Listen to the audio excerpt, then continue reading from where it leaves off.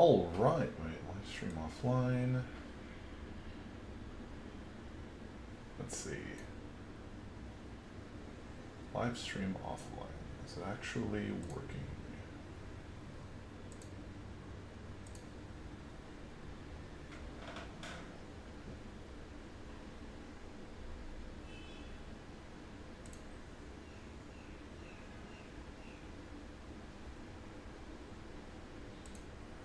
Oh, I wonder what the latency on this is. Okay. All right. Let's see. So we are live. I believe. Cat tax. Oh, jeez. Where is cat tax? Okay. All right. So, hello YouTube. Welcome to my first stream, I believe. So, today we're going to be doing some microcontroller development with the Raspberry Pi Pico. We are going to be checking out, essentially, this balancing robot that I started working on years ago. And then, all right, let me switch to the other. So we are going to be checking out this balancing robot that I started working on years ago. So when I first started getting into 3D printing, I thought, fun first robotics project with it might be, a balancer. But then after I started building it, I got distracted by building this RC car, and then I completely forgot about it. So, for anybody who's been over at my place and has wondered what the heck this thing sitting on my shelf was, well, we're going to finally actually, hopefully, make it do something today. So, I basically finished building it, finished building the electronics, and then promptly forgot about it. So, we're going to grab robot, and we're going to grab some batteries. All right. Let's check this thing out.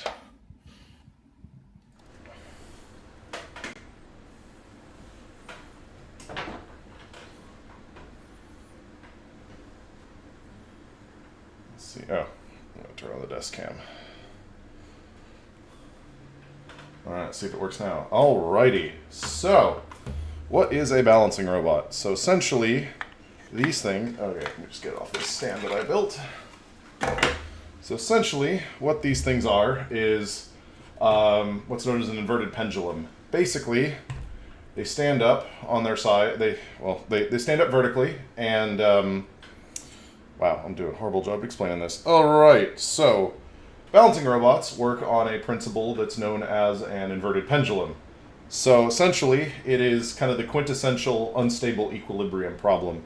When the thing is perfectly balanced, it will when there's perfectly balanced and there are no other forces acting on it, there's no rotational force pulling it any which way. But the moment that it slightly gets off center, it will start falling, and because more of it is moved over as it falls, the more it gets out of the desired state, the greater the force is acting on it. So not only does it start to fall out of state, the acceleration will accelerate. It will essentially accelerate in falling out of equilibrium. So essentially what you do is, if you know the orientation of the robot, you try to turn the wheels to compensate for it falling over. Yeah, basically works as a segue. Same operating principle. So the way that I've set this thing up, so this is based on a Raspberry. So admittedly I haven't touched this thing in well over 18 months.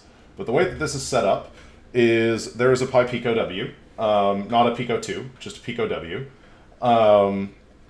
It has a MPU 6050 inertial measurement unit, which is a gyroscope and an accelerometer. So it can't orient itself to the Earth's magnetic field, so it doesn't actually know which way it's pointing, on rotating. It just knows its rotation relative to where it started at, but it is able to figure out its tilt and its roll, regardless of anything else. So we've got that. We've got two DC drive motors with encoders. Those are running through this little PCB here. This little breadboard here. Essentially just a voltage stepper. These encoders work at 5 volts, and the Pi Pico, the original Pico, does not have 5 volt tolerant inputs, so we need basically a buffer to drop the voltage so we don't blow out the Pico.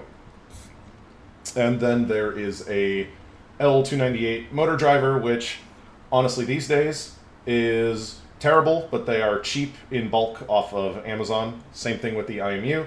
People have been using these for like a decade now. They don't actually make these anymore, but they're really cheap, and there's a whole bunch left in stock. So you can get these for like $10 for a bag of 5 off Amazon. Yeah. Alrighty. So this other Pico that's hanging off of it is what passed as a debug solution for the Pico. Well, not what passed as. Technically it's a feature, but this is what you would use to debug a Pi Pico before Raspberry Pi announced their official debugging adapter, which I did purchase one. So we're going to be taking this out and replacing it with the official debug adapter. But just to finish the walk around, there are two battery holders up top. One side each are hold two 18650 lithium cells. So 7.4 volts when it's fully charged, or 4.2. So 8.4 volts when they're fully charged. Motors run off at 12. So on one side we have a boost converter that steps whatever these batteries are at up to 12 volts to drive the motors, just to make sure that we get the maximum speed rated for the motors. And then on the other side we have a buck boost converter that takes the battery voltage and then drops it down to 5 volts to drive the electronics. All right, so let me go let's start with the debug adapter. So let me go, I forgot to go grab that. Let me turn around and grab that.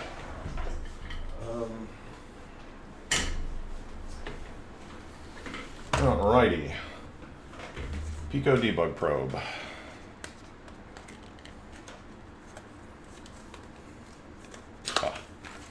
This way. That's a nice little package. Pico debug probe. Got little adapter cables. We've got micro USB. All right. So, if I remember correctly,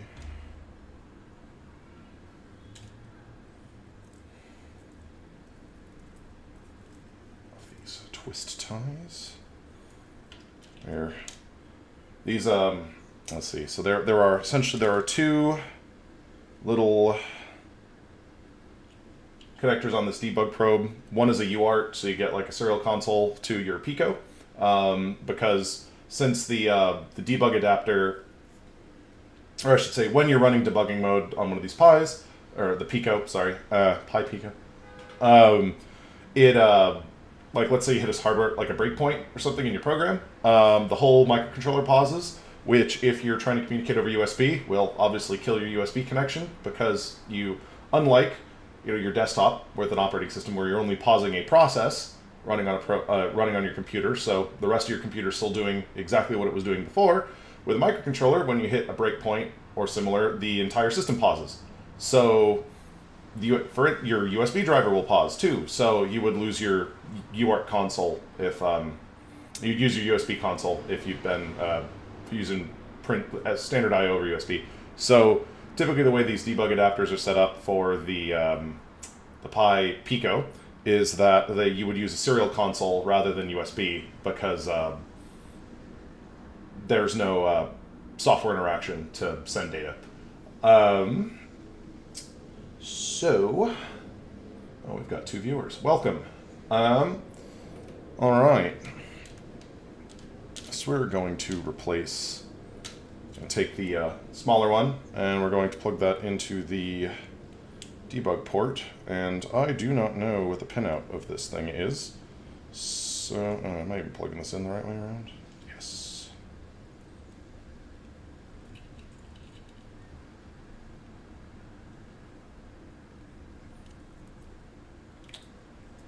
All right, I think that's correct. All right, so since this did not include a pinout manual, we're just going to grab I'm going to take this little adapter I've got, because screw micro USB. Put these other cables back in the box.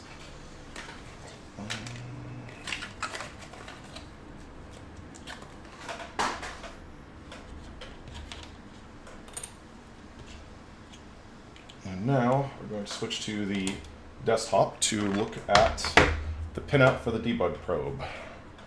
So let's get.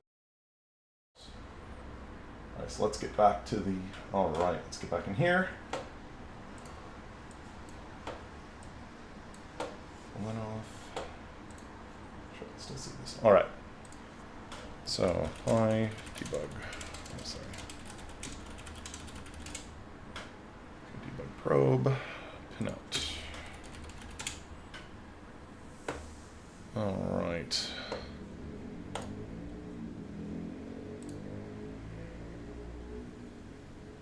Huh? Is it not? Wow, it would be really great if it told me which one is the SDSI. All right, so funny thing is they call it transmit and receive, but on the Pi it's data and clock. So the little small connectors are set up to work with the Pico W, which has the little debug header installed for easier usage. But I've got the launch models, so they have a 3-pin adapter,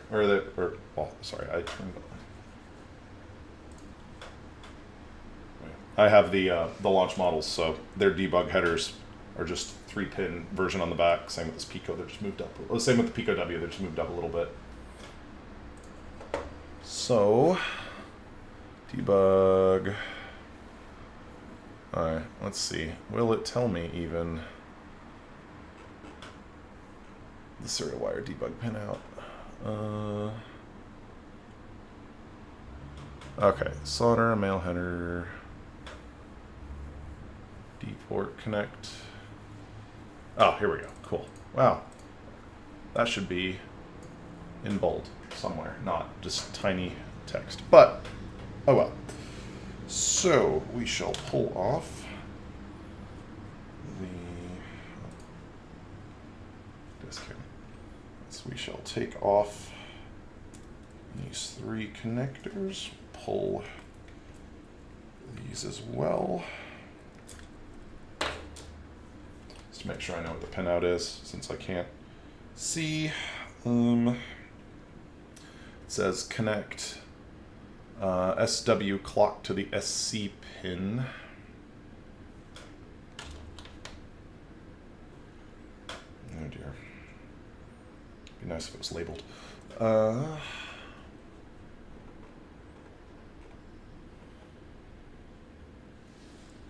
Okay, so the orange, it says orange is the SC pin, black is ground, yellow is the SD pin. So orange is SC. Let's start with that. Orange would be SC. So that on here is the serial clock. So it is the innermost pin. So actually this is just, if we put all of them together like this, we can just plug them in like this.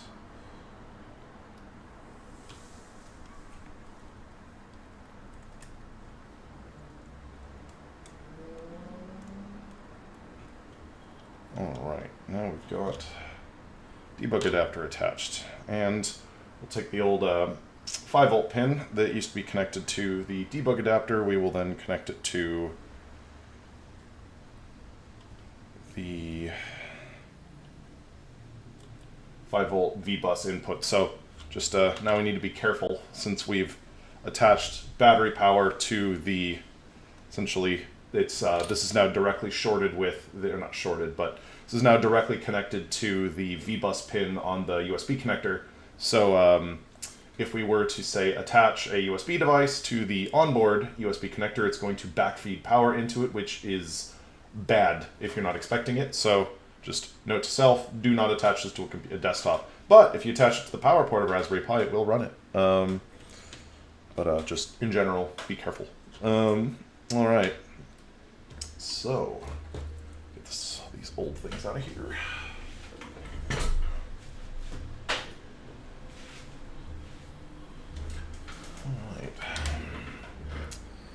So we're going to move this out of view slightly and then switch back to the desktop.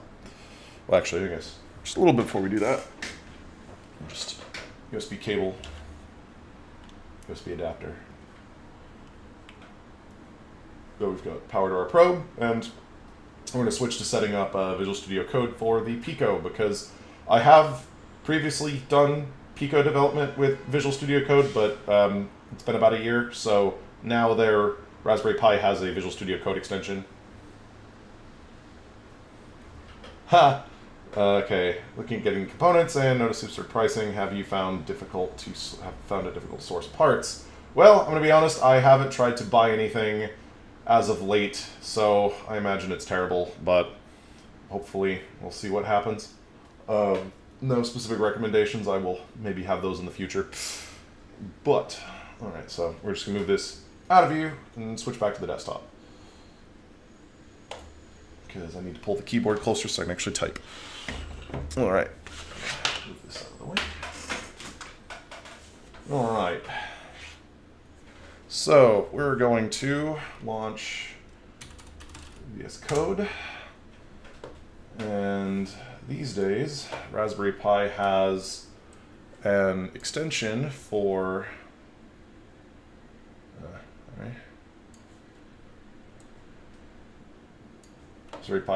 Raspberry Pi has a recommended extension these days for Visual Studio Code development. For Pico development, which will manage downloading the compilers and download the compiler, download the SDK, so we don't have to worry about having to install on the system. I do have them installed on my computer, but yeah, just trying to show an easier method or actually, since I'm just talking on this, so we will just follow the Raspberry Pi Pico C++ Getting Started Guide. Getting started with the Pico series. Alright. So, bunch of colophon. I didn't write this document. This is on my Raspberry Pi. Chapter 1 Introduction, Pico series device, micro USB cable, debug probe is optional, but highly recommend having one. I'll have Visual Studio Code installed. Hopefully you can get that installed. And then next is basically install some, if you're on Linux, install some stuff off the command line. Basically build essential means you have compilers, Python, Git, tar. I'd be shocked if tar wasn't installed on Ubuntu by default, but that would, either way. If you're on a Mac, install compilers on Mac. It doesn't really have any for Raspberry Pi OS or Windows. You don't need to install anything extra than Visual Studio Code, according to this document. So we're going to install the Pi Pico extension on Visual Studio Code. Install the Pico extension.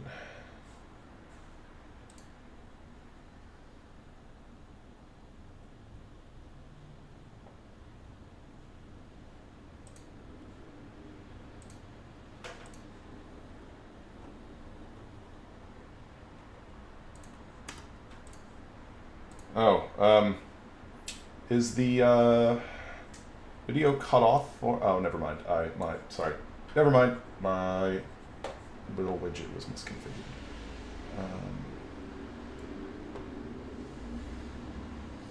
Stream status poor. Oh dear.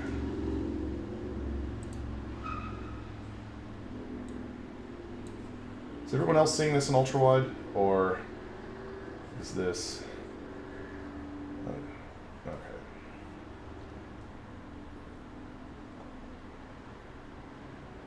Okay, well.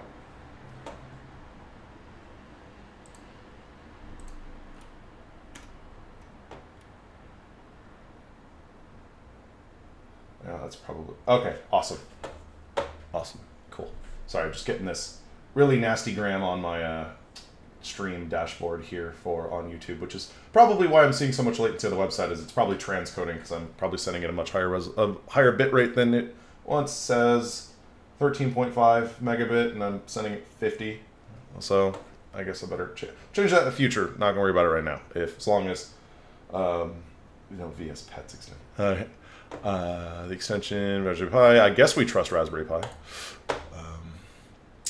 They now own all of my data and my cat and my collection of old computers. All right, we're also going... Okay, it auto-installs. And this MicroPico thing it automatically installs is for MicroPython, but not going to worry about that for now. We're doing C++. All right, so I've not used this extension before, so it shows up as this little chiclet down here. Load project. So we will just say new project, new C++ project. And we're gonna put it in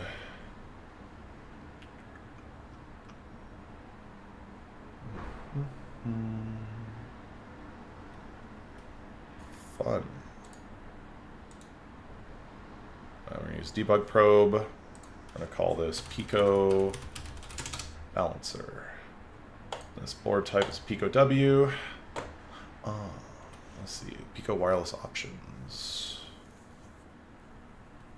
Oh, we will add stuff as needed rather than going through here. Current Pico SDK.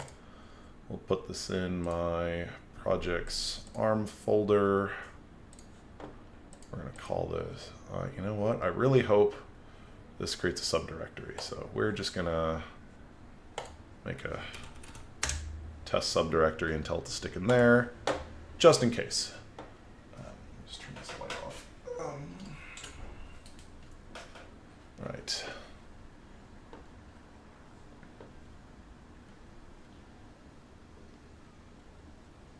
And then test Pico Balancer, Pico W, no wireless options.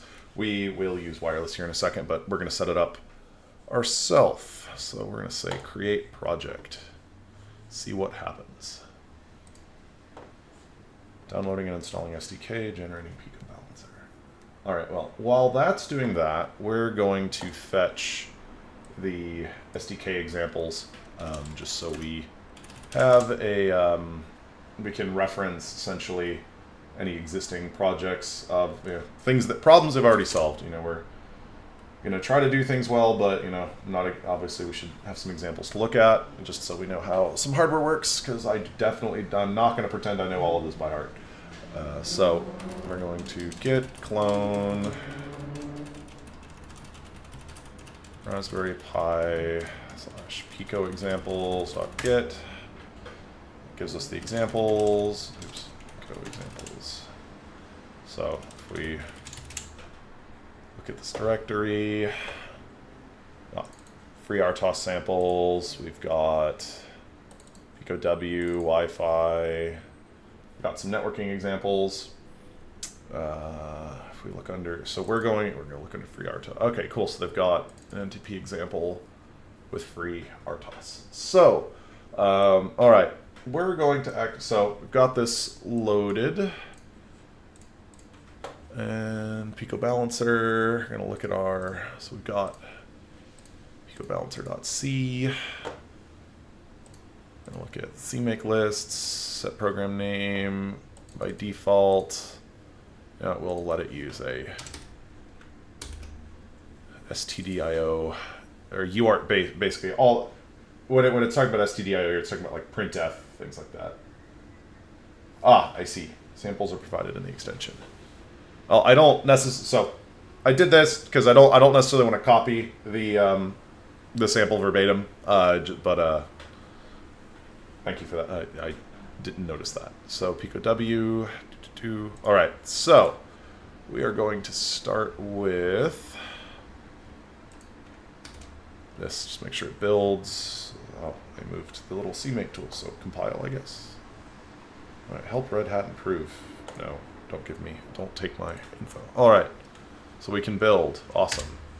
So, I want to start by checking out one of the wireless. Okay, let me just move this camera out of the way. Okay. I would like to start by looking at one of the Pico W Wi-Fi examples, because since we're not going to be connecting to USB, and I've not connected to UART, we need a way to get data out of it, and to be honest, having some interactive view of data coming out is probably better than watching text scroll on a serial console. So I'm thinking what we should start with is having the Pico W connect to the network and sending some data, just dummy data for now, example data for now, and then creating some kind of visualization tool, probably using like Jupyter Notebooks or something. So let's look at, and I also, just to throw this in here, I want to use FreeRTOS because the Pico is a dual-core microcontroller. There are two symmetric Cortex M0 Plus cores. And while you can basically just run you could do a Superloop-based project if you wanted to, but if you're mixing in things with networking and potentially multiple connections, the thread-based model is probably easier to wrap your brain around. So I want to use FreeRTOS because it essentially gives us threading support on the Pico, so we can define multiple tasks, each of their own stacks. They run concurrently, and because we have two cores, we could actually have two threads running at the same time. Two threads running in parallel. And FreeRTOS provides things like mutexes, condition variables, queues, message passing, event, everything that you'd expect for writing thread-based programs. So I want to check out what they're doing with threads, with FreeRTOS. I want to see how they've configured how to use networking FreeRTOS, and we're gonna try to get, so just as a starting point, we're going to hopefully write a sample for the Pico. It will connect to my network, and we will send UDP data to my desktop, and I will run like a Python program in Jupyter Notebooks or something that'll receive the data and then render a plot. And then the next step will be we'll integrate the IMU, and then we'll have it show the tilt on that visualization tool. So that's our goal for today. Or at least our first goal anyway. All right, so I'm thinking just as a simple place to start, how about, well, actually this probably, okay, so simple, let's look at the,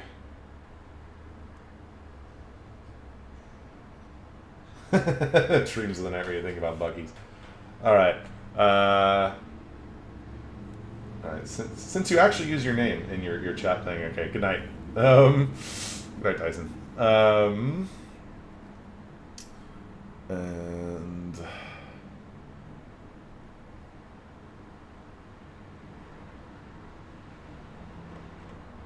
all right, so this is a NTP client example, which is going to print stuff, of course. All right, so how about we use an iPerf sample. Sorry. We're on core 0. Printf. Okay. Well, it really. Okay. Actually, what we're gonna do, just so we can see what's happening on the console, we will use that other Pico I had sitting on my desk. Pico W. So we're gonna use the one that's not inside the robot for now. Just to get this test working. All right, so we're going to compile NTP client socket.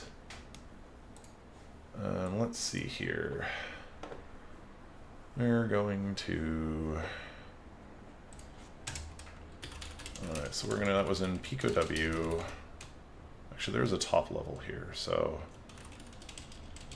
what if we did,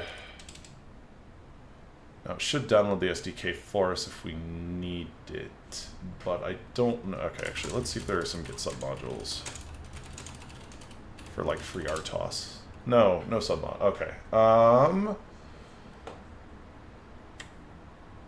Probably need to fetch FreeRTOS. So how about, let's find FreeRTOS.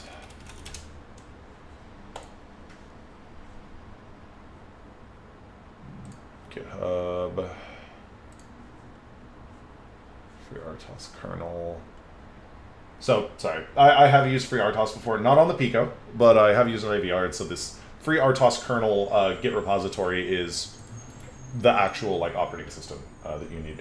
Operating system I use is a loose term, but even though RTOS does stand for real-time operating system. But anyway, so we will git clone this and just make a note of what the last official tag is, which is v11.2.0, which was released at the beginning of March. So we will just clone this, and we'll take the v11.2.0 branch. All right.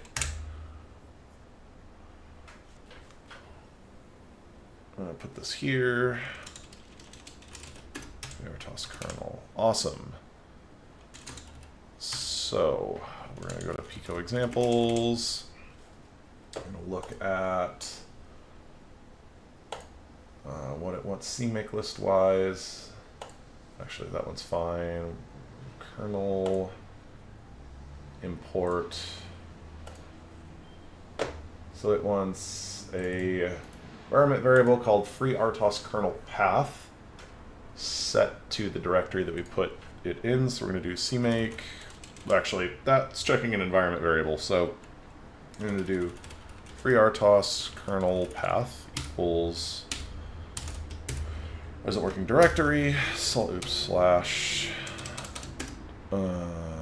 actually we're in Pico example slash // FreeRTOS kernel CMake ninja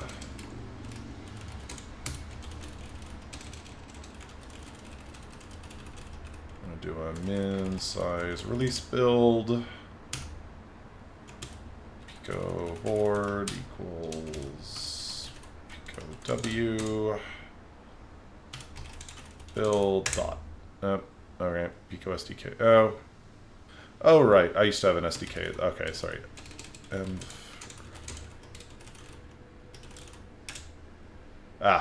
Sorry. Unset Pico SDK path. That should let this. Are you kidding me?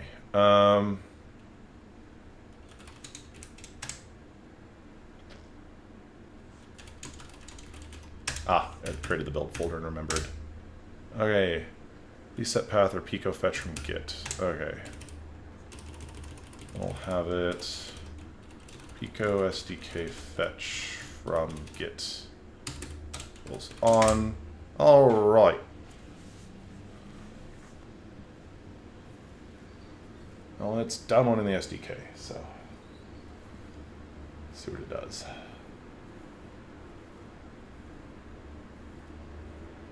Cool.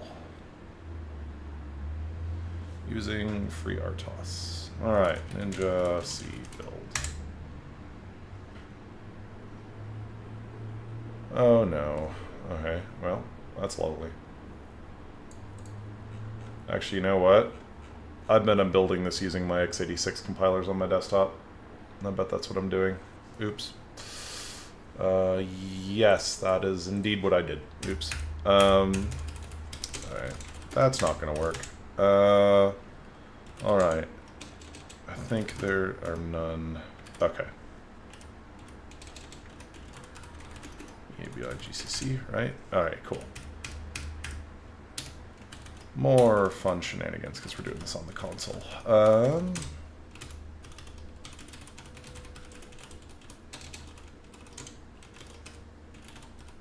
Oops.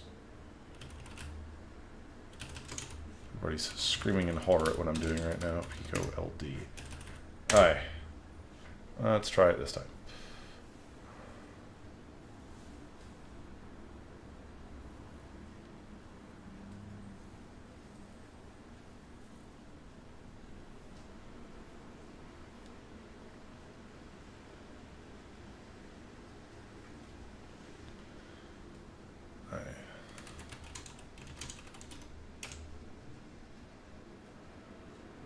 You know what? just going to try to open this in VS Code. All right. Why is this being a pain in the butt? You know what? We're just going to do this the way that... We're going to stop fighting this and just do it the way they wanted us to. We're doing it through VS Code. Let's remember to delete this build directory. Hi. File, new window. The joy of hobby coding. This is supposed to be a professional thing, a professional product, right? So you'd think that it would be, this mostly just comes from the fact that I'm trying to fight. There I am fighting the official tool. So if I remembered how all of this worked, but right before I did this stream, I went and I deleted most of the stuff on the way I used to do this, trying to do it, getting ready to the new way they want us to do it, which means that all of my muscle memory in my head is now wrong. So, so we're going to import a project, presumably, from projects, arm, did create a directory, cool, Pico examples, use the debug probe, import, sweet. Wow, that was easier. I modified. What is it different? Hold on. Why does it think it's modified? Oh, the import changed things. That's what it did. Okay. All right. Well, let's see what happens if I say compile. Does it explode in my face like it did last? No, it's building just fine. Okay. Of course. Though if I do it the way that they would want me to do it, it works the first time. Okay. I shouldn't be surprised. It's just funny. All right. That's a joy of modern computers. 9,000 C file project and it builds in like 30 seconds. All right. He calls it. Alright. So now we can say, the switchboard, Pico W. Recommended to reload the window to update IntelliSense. Okay. Wow, I was going to rebuild the whole thing because I forgot to select Pico W. Probably. What does it change? Oh yeah, now I got 13,000 things to build. Okay. But again, 16 cores of. I wonder what one of those Threadrippers would build this in. Probably like 5 seconds.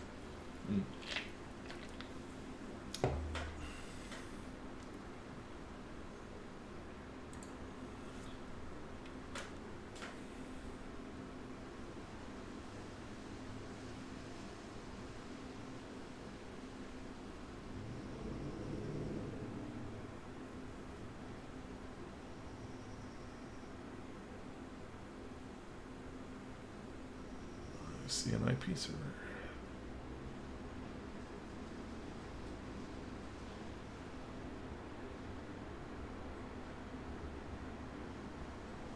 Alright, almost there. Another 1,000 files.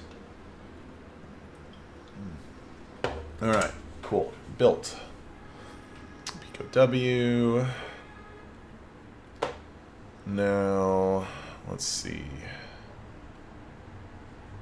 I've imported this huge project. There's probably thousands of binaries. So how do I pick which one I want to use? So let's plug in a Pico W. See what happens.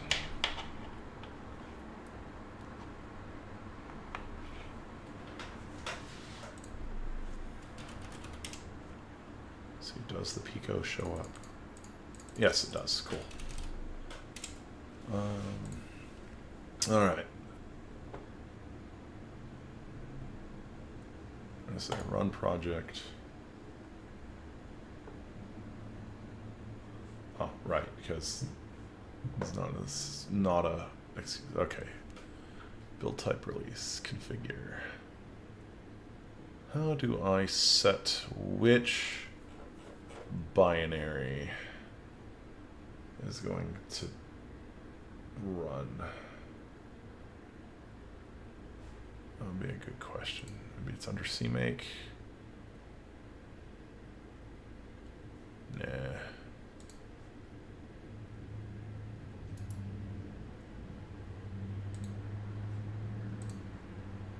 Actually, sorry, replace.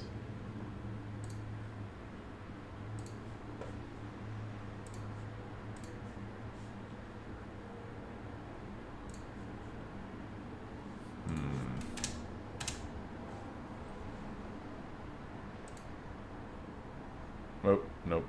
That's wrong. Sorry.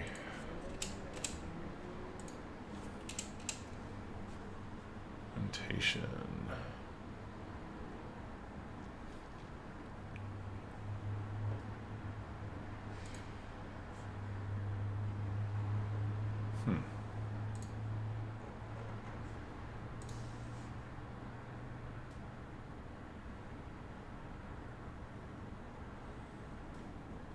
Oof.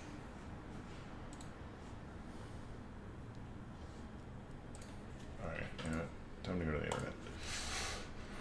Alright,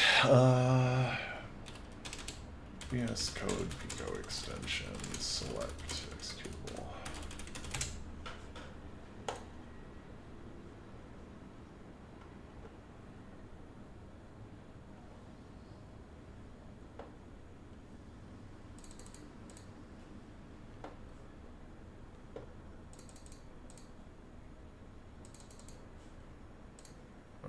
Activate the CMake Tools extension.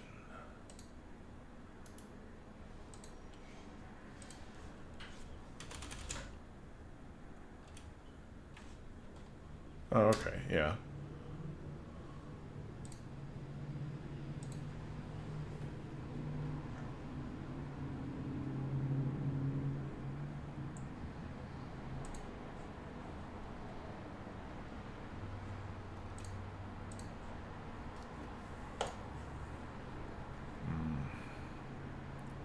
Build. Uh-oh.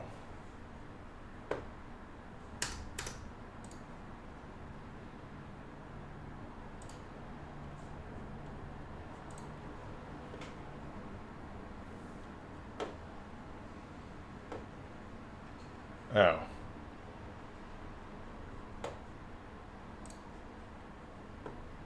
If we re-import this, Pico examples, show advanced options. Alright. Well, that's not straightforward. Okay.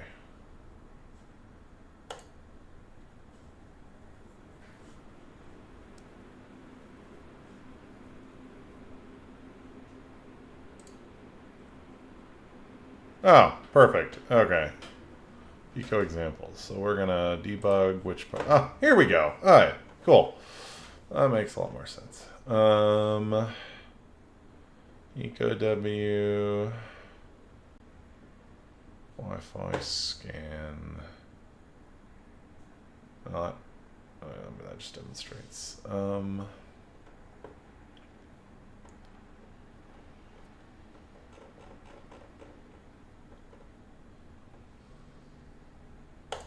Why not? Wi-Fi scan background.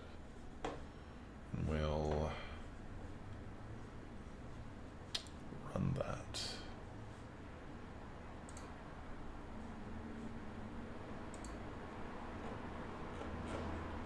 Oh, we gotta rebuild everything. Alright, that's fine.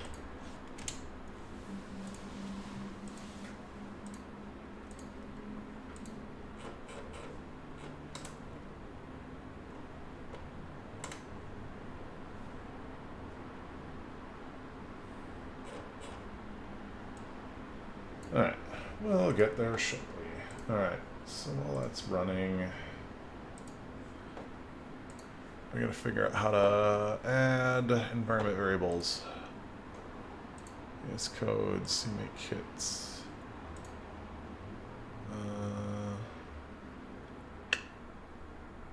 Putting into Flash. Alright. we need the serial monitor. Alright, let me start monitoring. This, no, not that one. USB, no, not that one. Not, alright, where is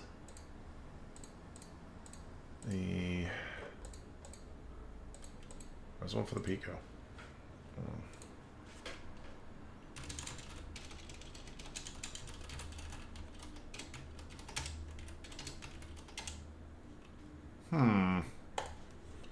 Okay, hold on. Where is my USB console? Hold on.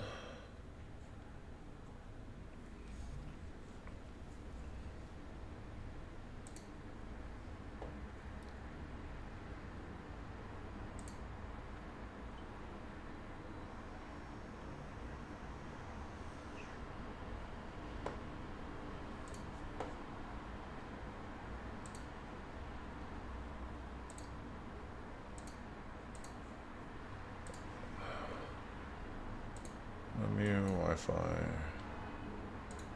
scan.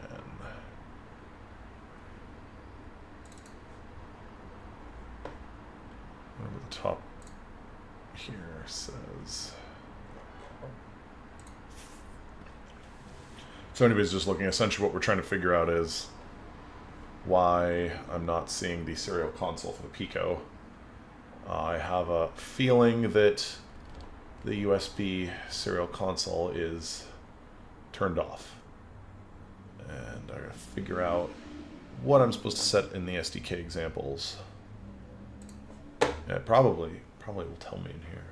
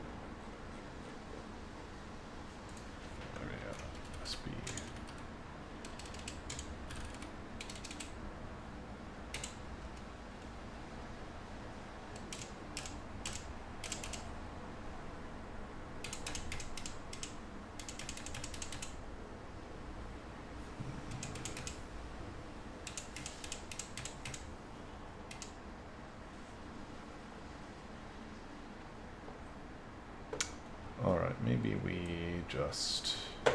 Let me just hack this up here. What would the...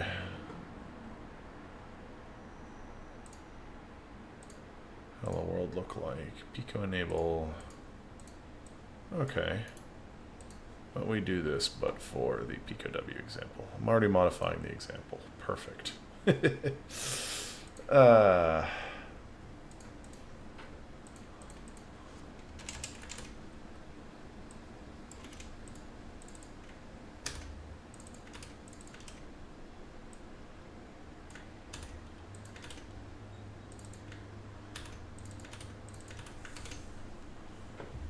All right.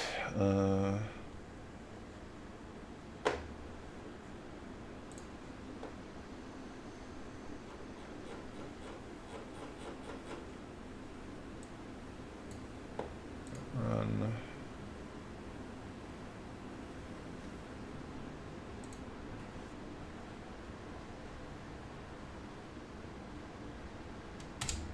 No, not in boot cell.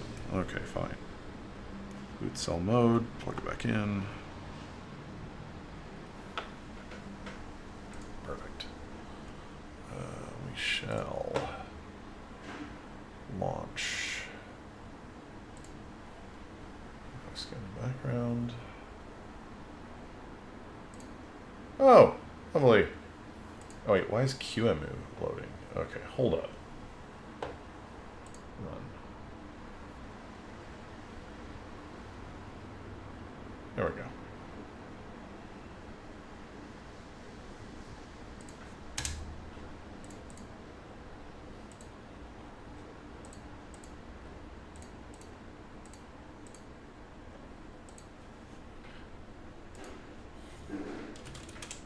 Why? Oh, now I'm seeing T2IECM. Okay, cool. Why does this not see T2IECM? Oh wait, toggle. Is there a... Oh, I have to refresh. Wow, okay. Congratulations. There we go. Hey, alright. Perfect. We see Wi-Fi networks.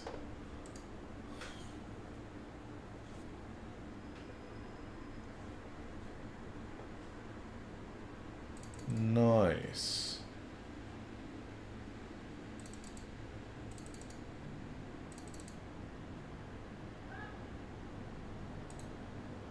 Appreciate that. Okay, awesome. It is working. Now let's try to get FreeRTOS working. One of these FreeRTOS samples. Alright, so we need...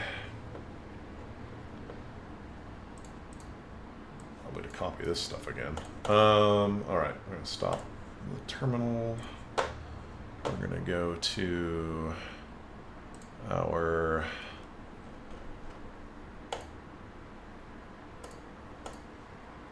environment variables setting. Oh wait, terminal.integrated. Maybe CMake kits. Maybe this is fine.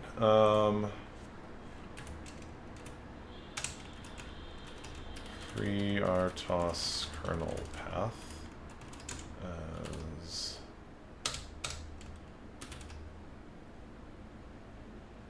what is user home? Home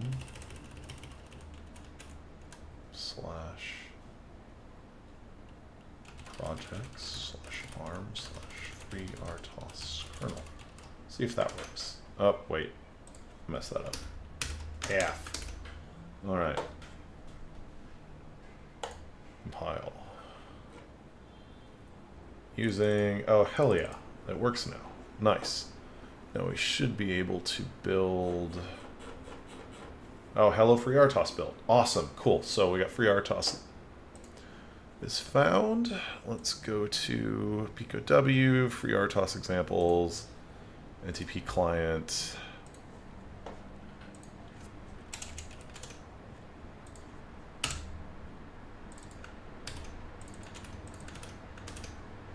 And moving this off screen, I'm going to add my Wi-Fi password. But I don't want to share that with you. I'm going to be somewhat pretend like I care about security, right?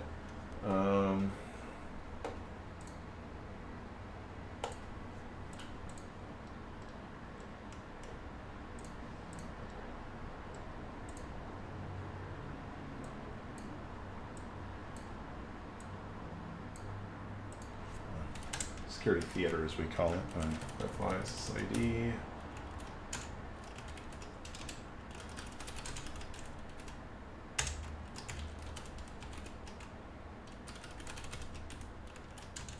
I really should just set up a guest Wi-Fi. I really should do that. That would be the smart thing to do.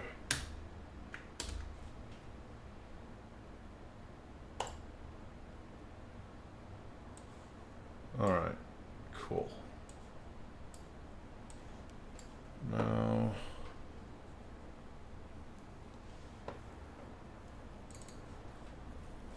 we're going to go to run and debug. No, CMake. Change the...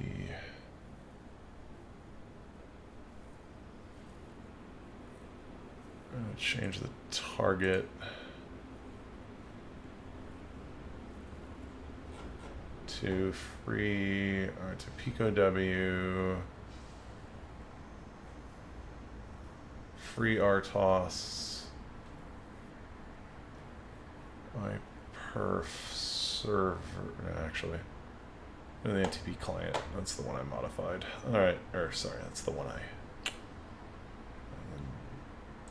we're gonna do it on stream so we see it. Nice.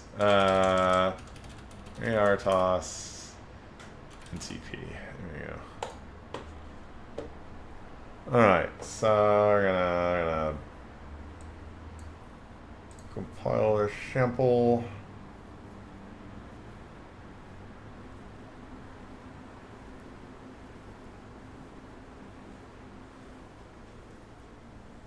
Run this sample.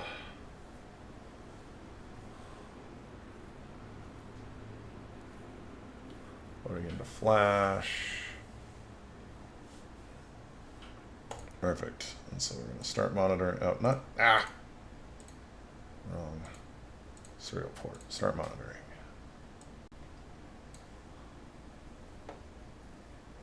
Open the serial port. The wrong serial port. What? All right, hold up. Refresh. Select that one. Lovely. Lovely. Here. Why is this? Alright, yeah, we're gonna maybe do it. Oh, okay, so on a different. Okay, of course. So what? Hey, got DNS response, got NTP, and it's the 5th. Oh, it's European formatting. All right, so well, I mean, day, month, year. I mean, we can argue all day, but all right. So May 9th, but remember UTC, so I'm Pacific, so +8 hours.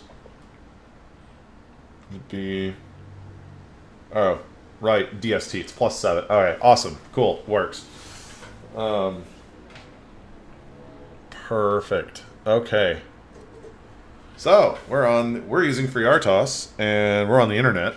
So I say that's working. Now we can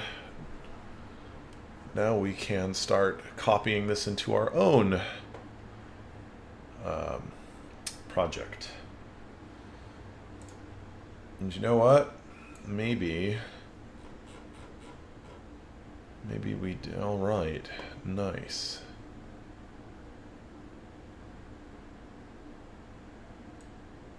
I wonder if I can make this work fast enough to see the reset on here. Well, actually, no.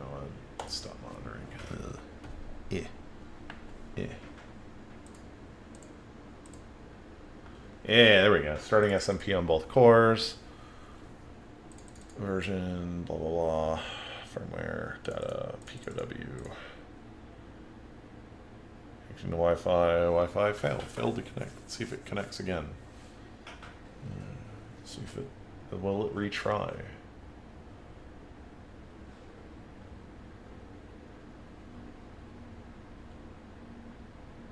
No, it will not retry it. Okay, fine.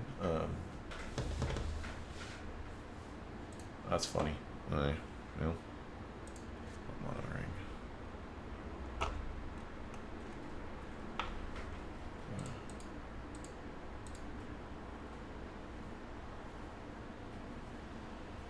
There we go.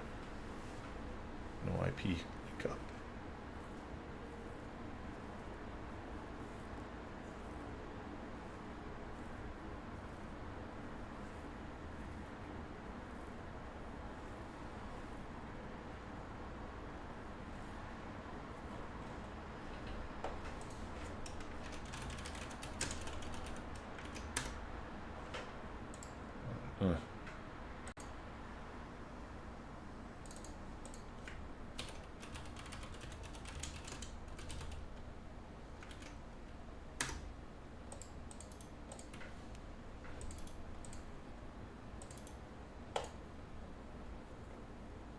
Arch debug.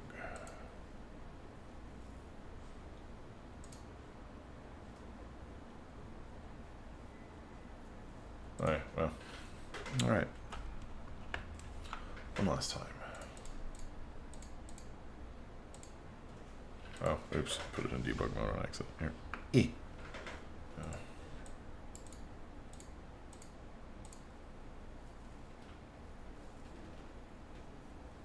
It worked the very first time and now it fails. That's funny.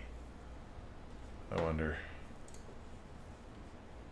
what this has to do with a DNS thing or DHCP.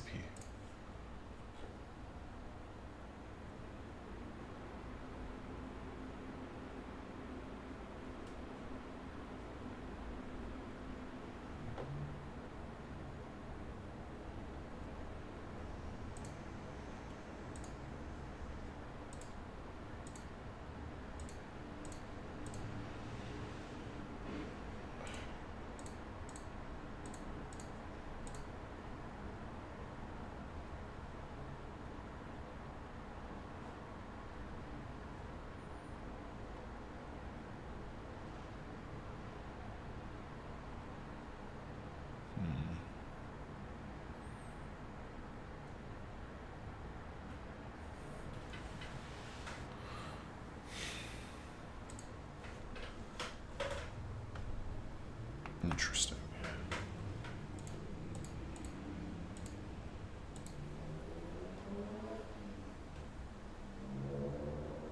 Neat. Okay. That's funny. Well, alright. Presuming that something's not terribly out of what? I wonder. Oh well, whatever.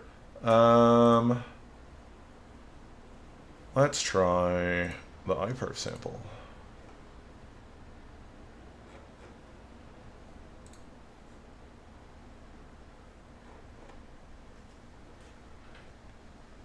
We're gonna... Oops.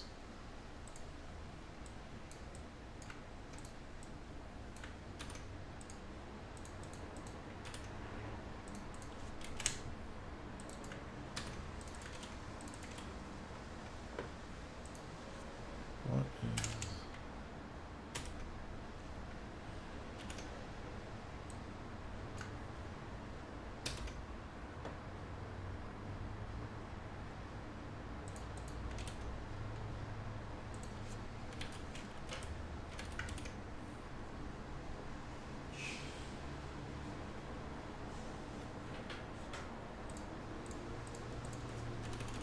What is cis versus no cis?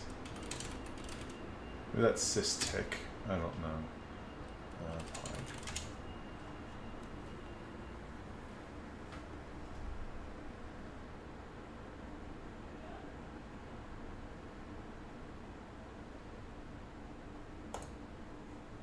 Oh, okay.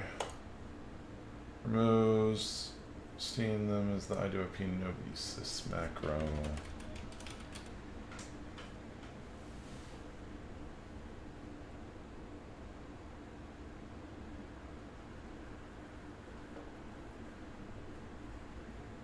Okay.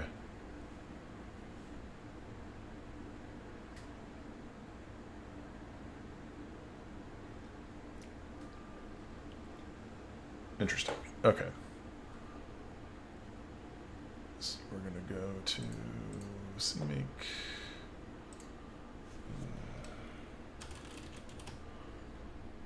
Perf no cis.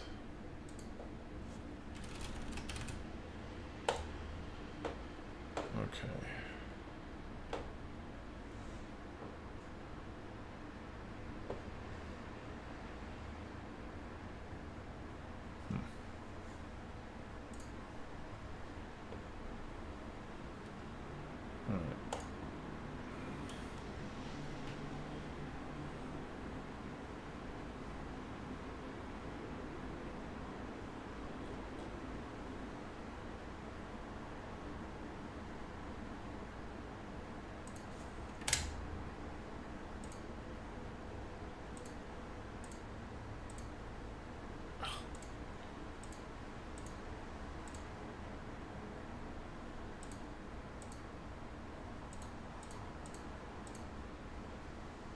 All right. Well, it's blinking at me. I don't know what that means.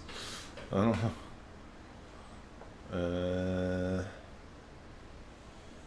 What is the IP address?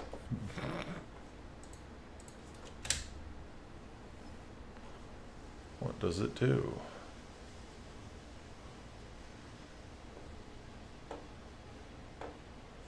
Actually, what is the Pi? What is the default host name? So that's Pi Pico examples default host name. I think it's Pico W. Okay, yeah. Let's try. Actually, let's see what happens. Do we get MDNS? No, we don't. There is one of these that has an MDNS sample to get a number, but oh, underway. We're in my other screen here. I'm gonna check my DNS server. I'm gonna check my router and see what the IP address for this ended up being. Okay, DHCP releases I-236.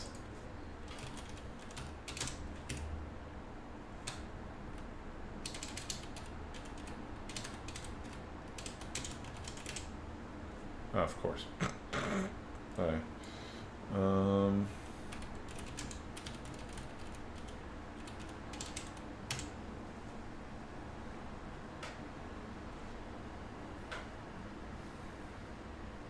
we don't even know if it connected correctly.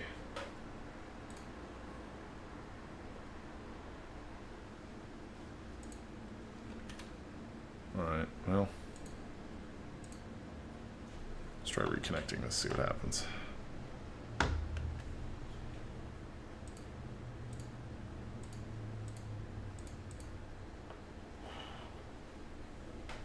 Ah, failed to connect. Perfect. Alright.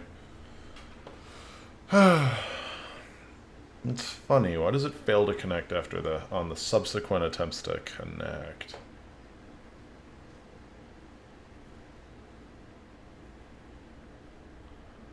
Oh, well, it's probably doing something that my router doesn't like. Oh dear. Alright, monitoring.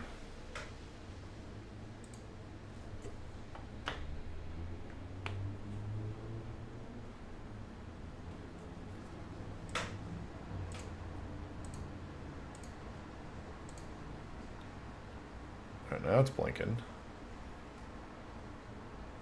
Yeah, that's possible. Well, okay, now it connected. Yeah, I wonder if it's picking up a one it can't do. Unable to connect to server. Okay, yeah, maybe it's not running on the default port. What is the? Is it iPerf 2? Either way. Pico examples. Let's look at the code. Which port is it running on?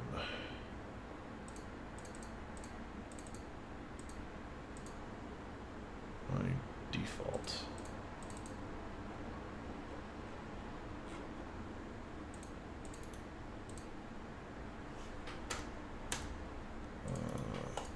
Turf.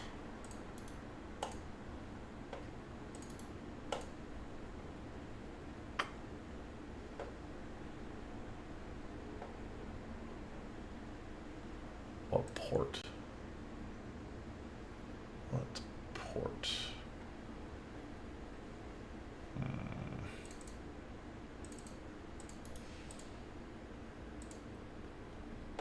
Alright, IP type any, but which port? Oh.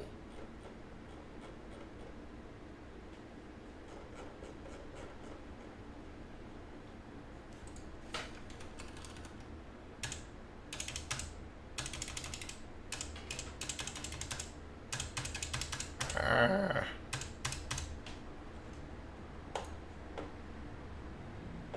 There has to be. Come on. I'm missing. I'm missing the default port. Come on, port. What are you? And there is a iPerf default port, but oh wow, there's the macro. 5001. That is not the default iPerf port, so that's probably why I couldn't. Alright. Dash P 5001. Oh, something happened this time. Alright. Up. Oh, lovely. Alright. Sorry. dash reverse. Okay, so something is working. It does in fact connect, it just doesn't send any data, which is probably a protocol problem. You know, I don't know if the FreeRTOS is iPerf3 or iPerf2, so see if iPerf2 even is an option. Geez.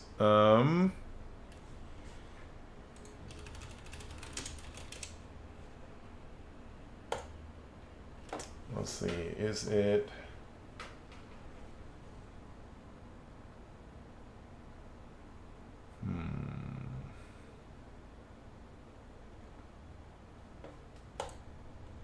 Is this too new of iPerf?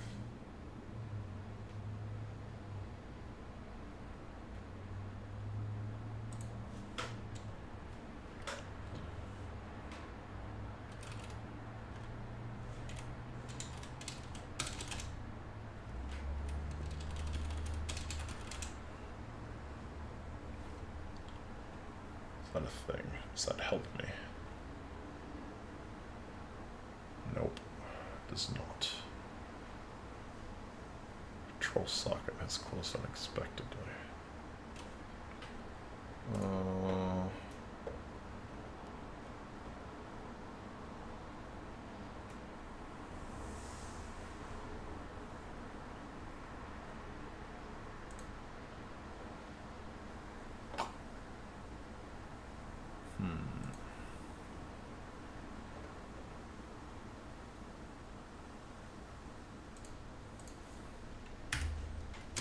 Does UDP work?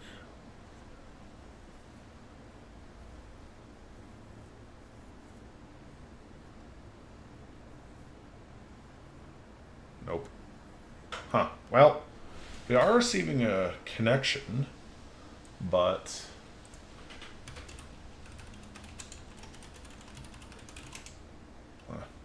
well, I guess MDNS is not up right now.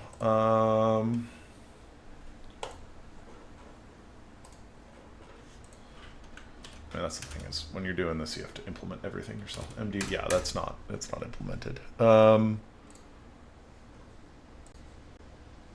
Was it one of these implemented MDNS, and I can't remember MDNS. No, MDNS is that auto comp, so you'd get like, you know, hostname.local.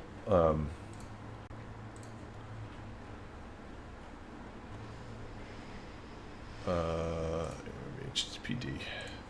One of these I remember having an MDNS implementation. Oh yeah, there we go. Main task. Yeah.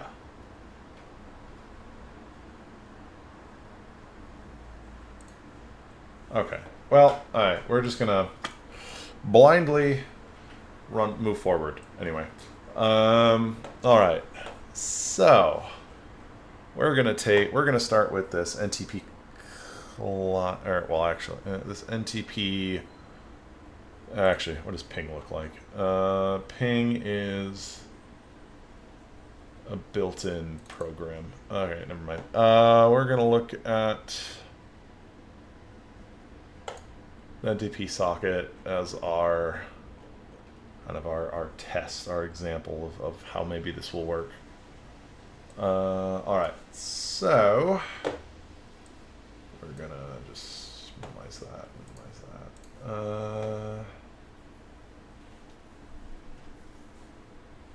Pico examples, FreeRTOS.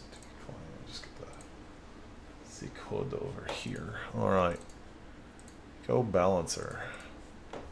Start copying this shit and this stuff in here.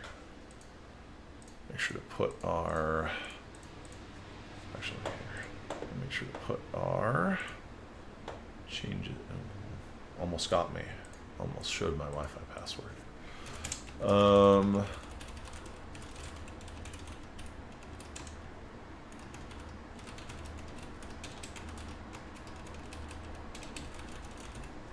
Projects, in an actual project, I'd make this a submodule. I know you're watching. I'm not actually typing this out. Wi-Fi, SSID. Replace me.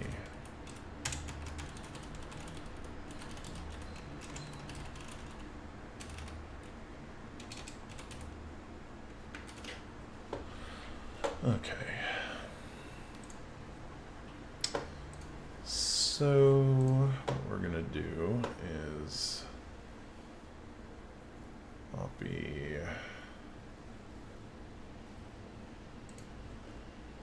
Let's look at the C program. So we're gonna come down here. Copy our main.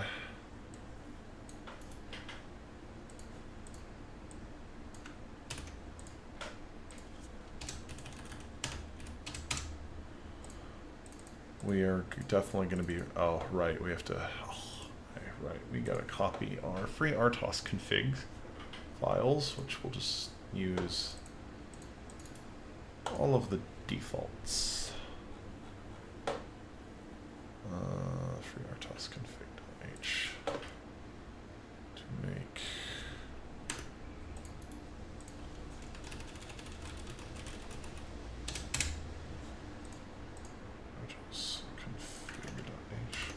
this. Copy this default one, which probably is what we want. Use preemption, true, tickless idle. We won't worry about that for now. Application, queue registry, queue sets. We don't want coroutines, we want timers. Number of cores 2. Cores, Corefinity 1. Include all of this fun stuff. All right. We got that. We've got. We're just gonna include. Okay, cool. So FreeRTOS config. Also do our LWIP ops. LWIP ops.h.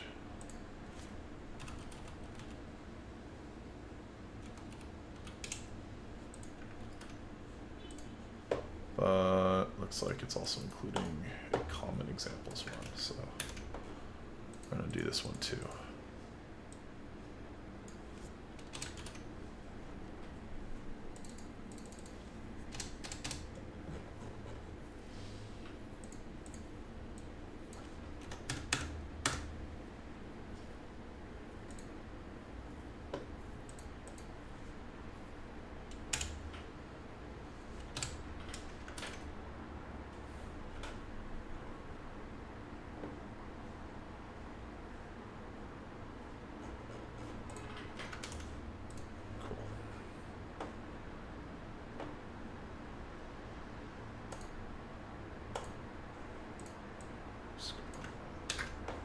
That.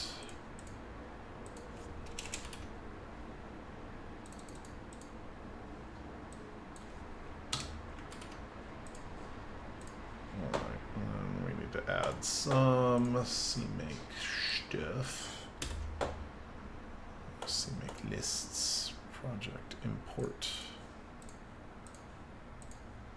Actually, Pico balancer is the thing we have to do, so. Just gonna copy some of this stuff over. Pico balancer version. No sys.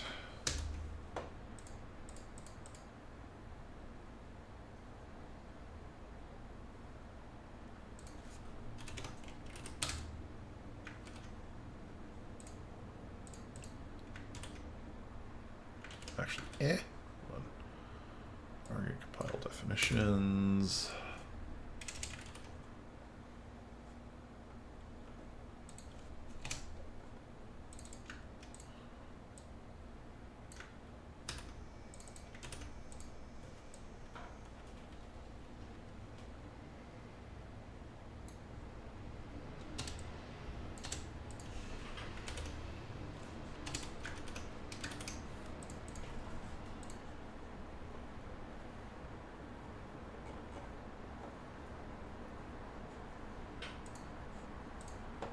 let's be honest. I wonder if this is provided by sys or not. Compat sockets.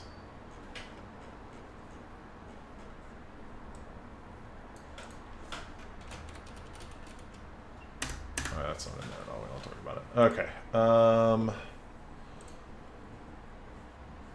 We're gonna look at.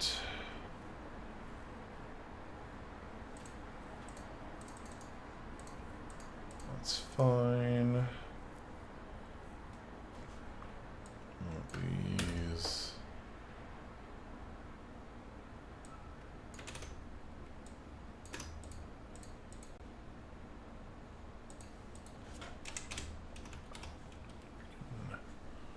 What's this? Answer link. Wait, where did I put link?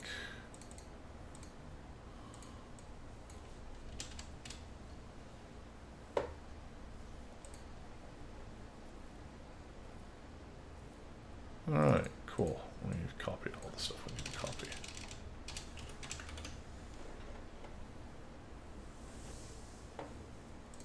We're going to take the FreeRTOS kernel import script.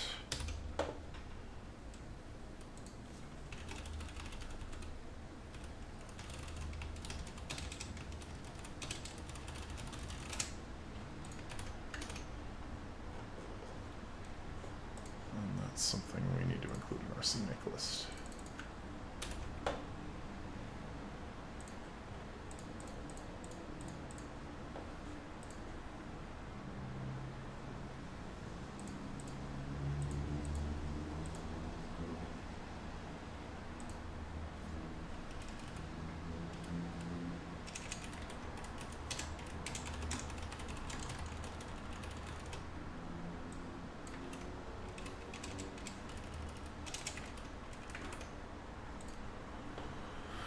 Alrighty, let's see if this builds.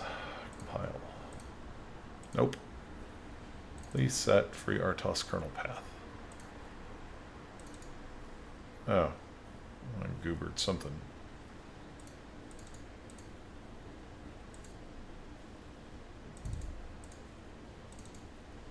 Oh, it's because I already had a build directory, that's why.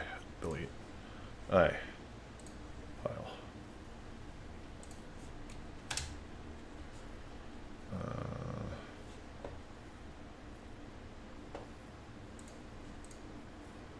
Actually, you know what? Close project.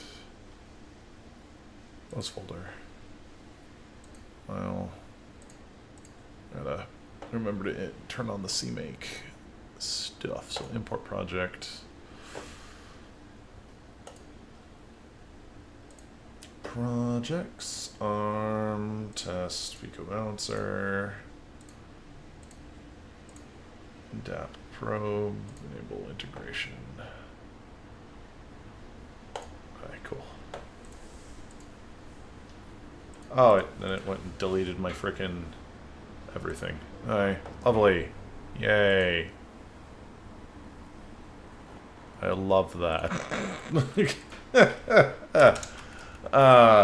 FreeRTOS kernel path.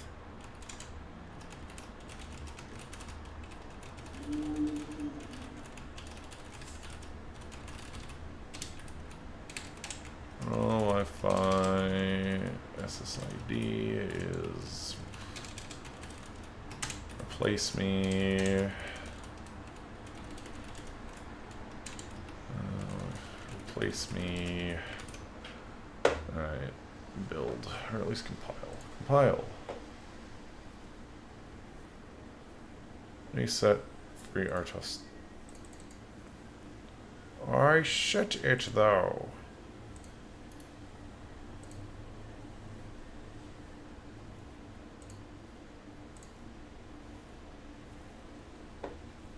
Must use, oh, of course, because I enabled it. Yes.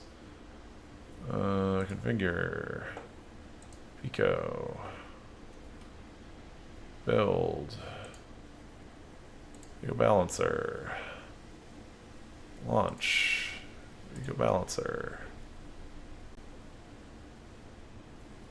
Compile.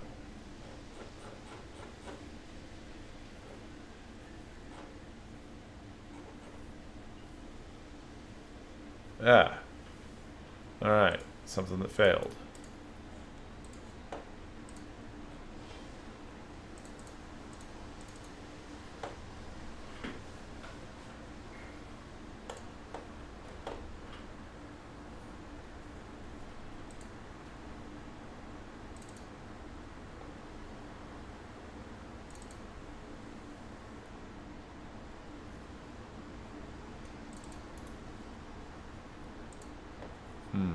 Okay. Thread safe. Background.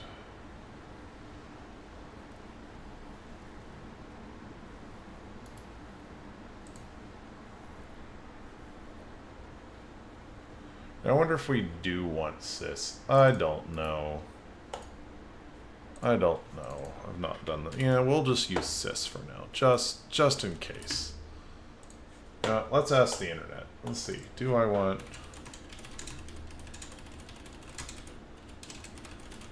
Hi, Pico.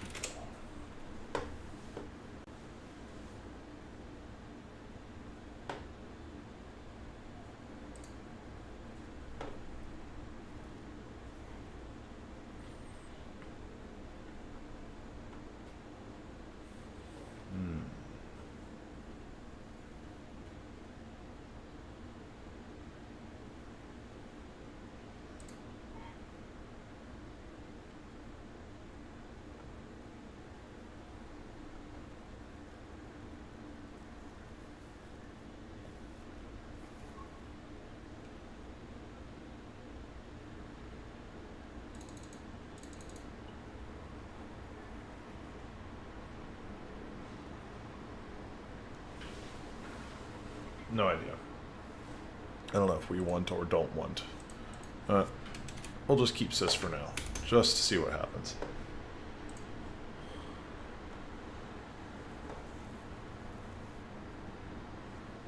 Okay, I mudged something.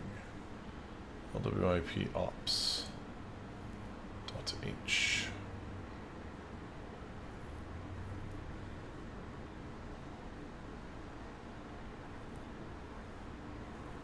Ah. Okay.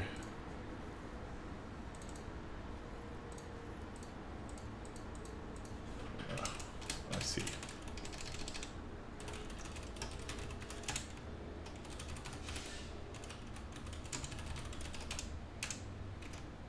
Oh no, target include current lister. That's here. What?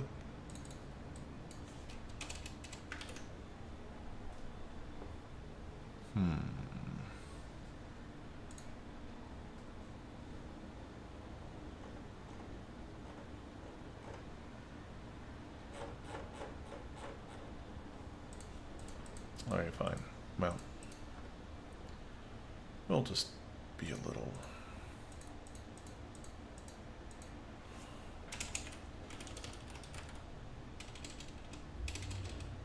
This is disgusting. Don't do this.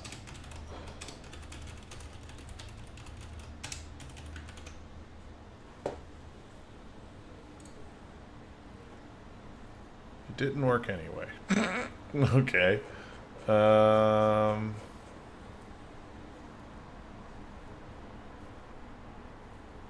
Should I spell this wrong? LWIPOPTS. Oh. Wow. Okay. I spelled it wrong. Ops. The T. Alright. Undo that horrible, horrible hack. Alright. Compile. There we go. There we go. Now it's working. Or, well, I mean, we got farther. VLaunch, error, implicit declaration of function. I mean, that makes sense.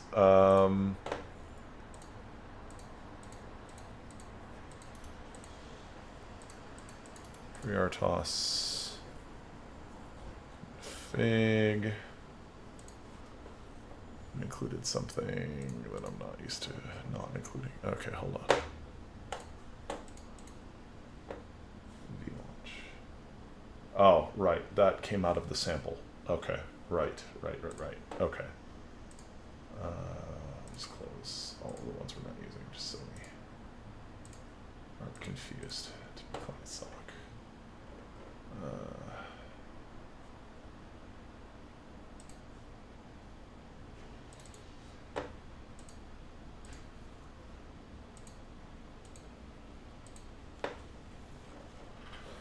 vlaunch, right. Alright, we're going to copy vlaunch, which is just a program that starts the scheduler.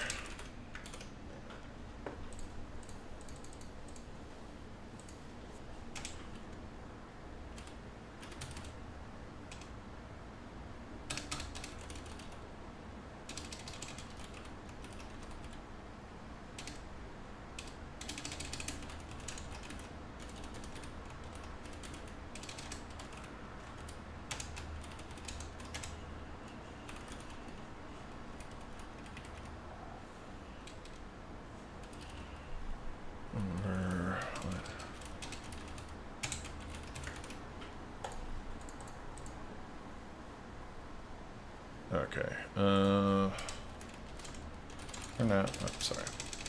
Well, for now, wait for the USB connection. And we're gonna say delay MS 1000. We'll say wait 5 seconds.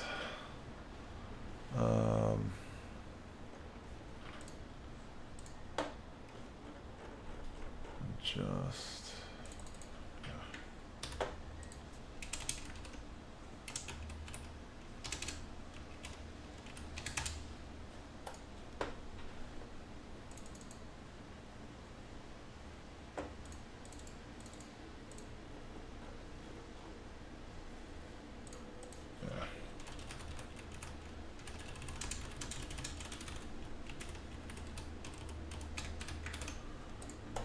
just let the main task fail. Task priority. What is that?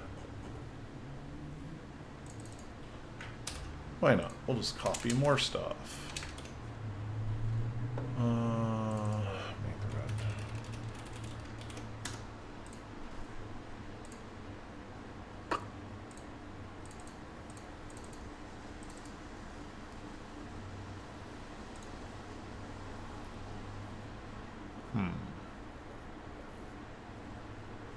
All right, file.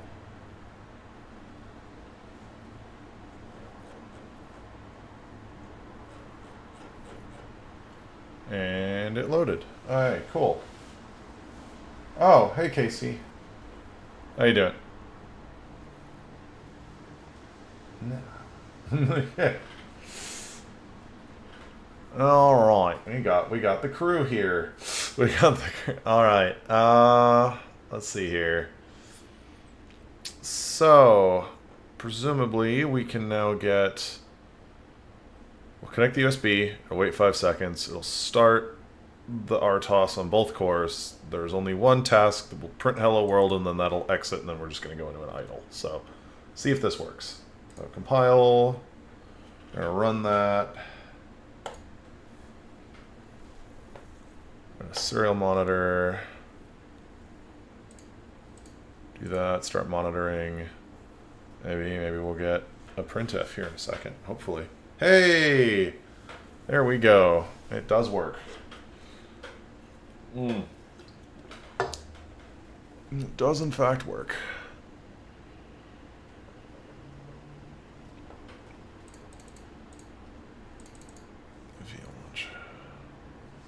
And the funny thing is just, you know, this is all written to use to be a little more generic to whether you're running SMP or non-SMP mode. So we're just going to assume we're running with SMP because why not? So let's just, and I hate if-defs, so I'm gonna just do that.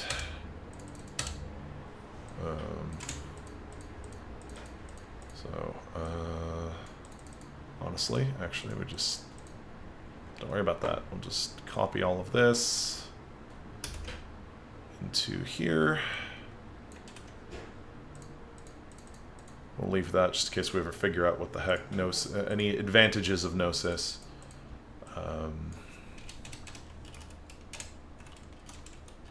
Start the main thread.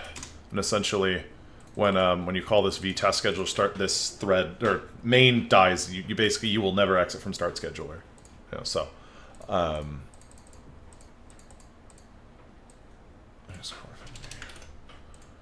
just leave that in there. I'm gonna take out the sleep. We'll just change it to 1 second just to see. Stop monitoring. Compile. All right, that runs. We'll run it.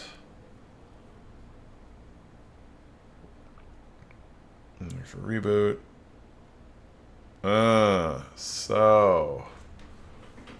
Terminal will be reused by test class. Okay, so it seems like this kills the whole reboot capability over serial, which is interesting. So we got to put it in boot cell mode, connect it. That wasn't happening before. Interesting. Well, funny. That was quick.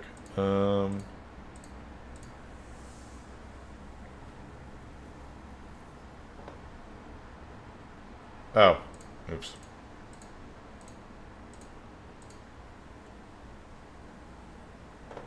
Huh, panic not supported. That's funny.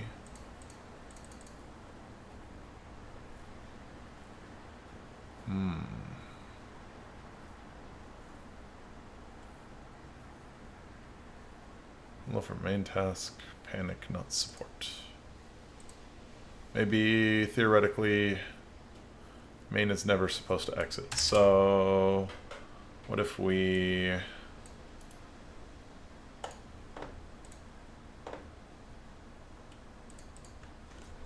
maybe that's why it failed earlier. Okay, yeah, so we're just gonna do while true, see what happens. All right.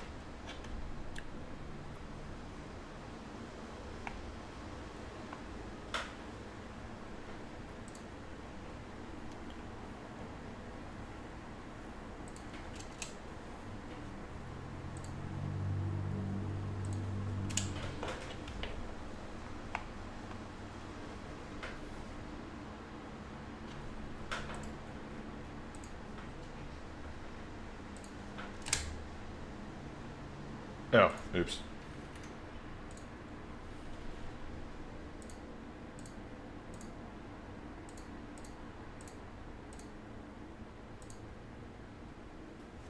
Yeah, okay. Main task is not supposed to exit. Gotcha. Well, from main task. Now I wonder if we stop monitoring, I wonder if, because it's not crashed, if we can actually...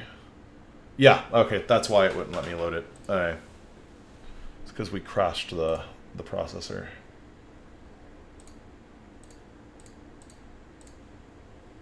Yep. Alright, awesome. Now it works. Okay, so do not let the main task exit. Let's see if there's something on the internet about that.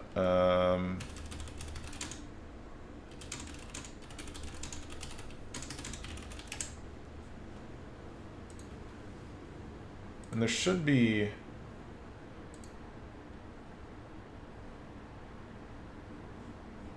Okay, actually, you know what? I wonder, that's what that, that v-delete null was probably was. I bet if you use null, it deletes the current task. Passing null, yeah, null pointer. Alright, well, we're in C, so no null pointer. So, how about that? We'll do that. Build.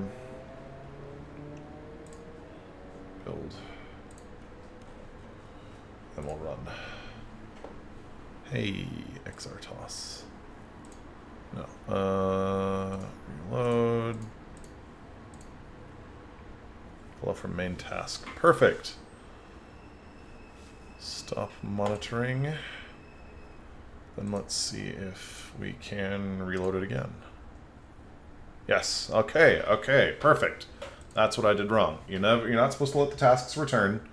If you want to exit the task, you call vdelete. Okay. Perfect. So we'll just delete that vlaunch since we're not using it.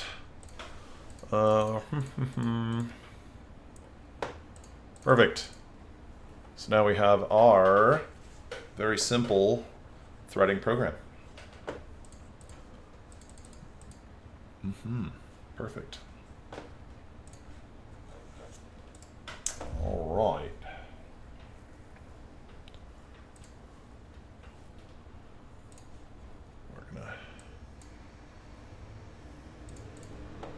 Now let's start copying in the ability to connect to a Wi-Fi network.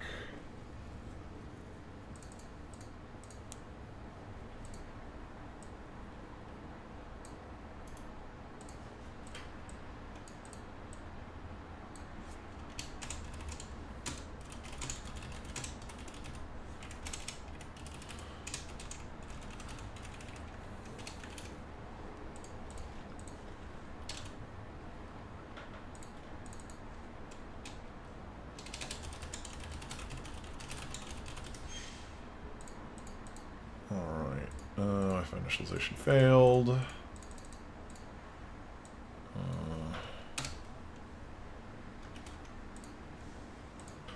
Failed to connect.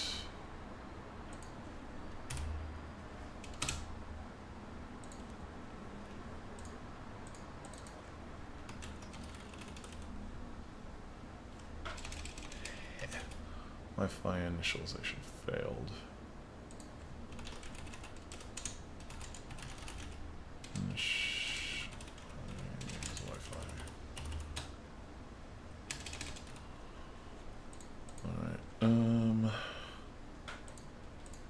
Let's connect timeout. Connected. And let's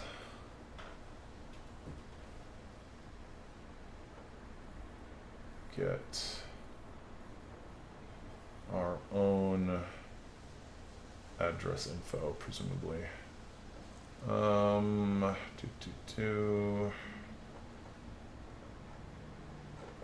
Let's look at the iPerf example and see if they give us a good way of getting our current,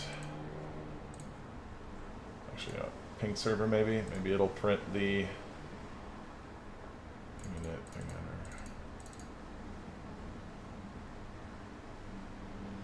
no.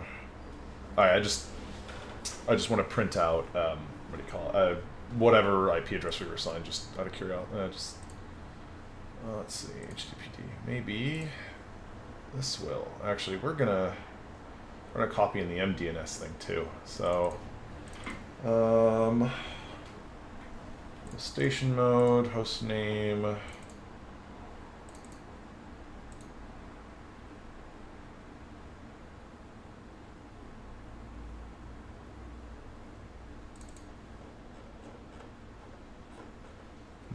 Fun.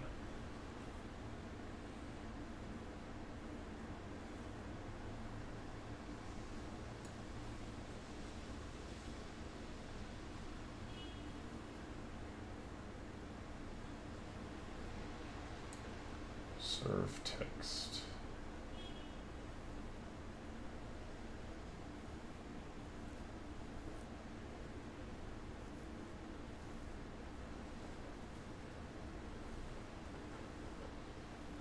Before we do that, let's see if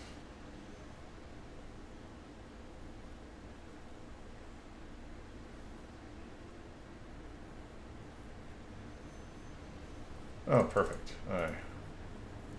That's easy. I'm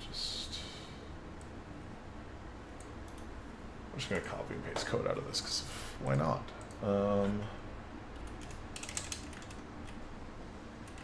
comment, initialize the Wi-Fi hardware.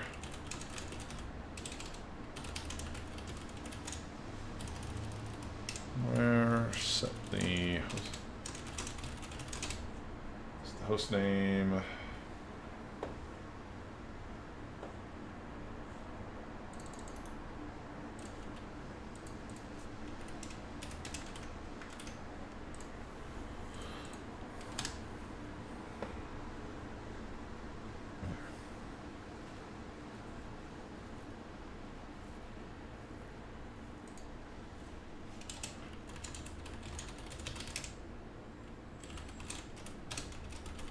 Infinite loop.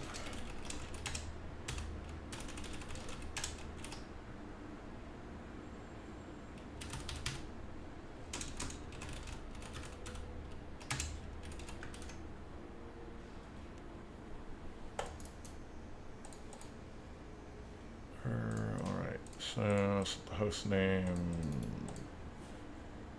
Pico W, perfect. Connect to Wi-Fi.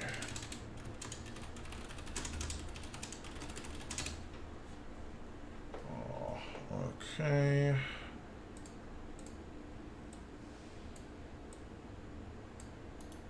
And we're going to try to do this MDNS responder thing.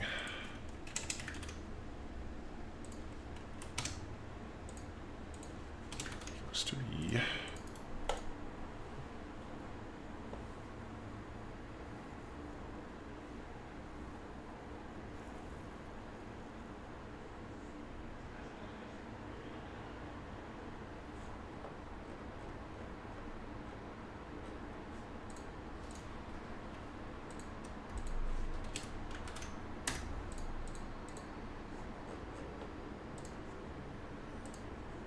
Super labeled, yeah.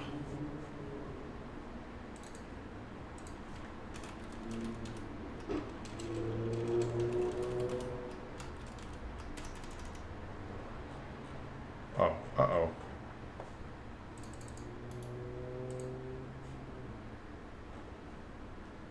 Uh-oh. I think we just overrode something somewhere. That's not what I wanted. Alright,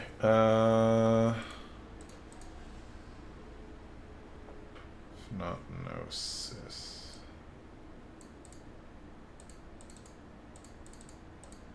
We're just gonna copy that, add that to the list of things to understand.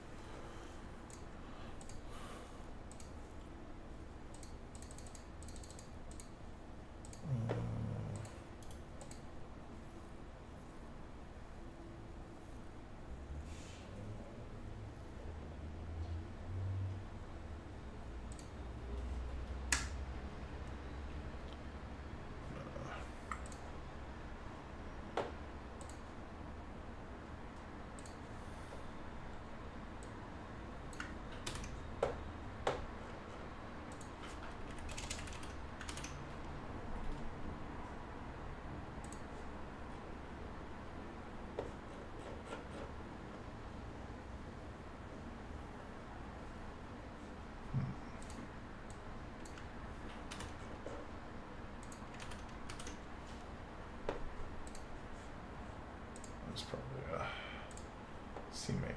Yeah.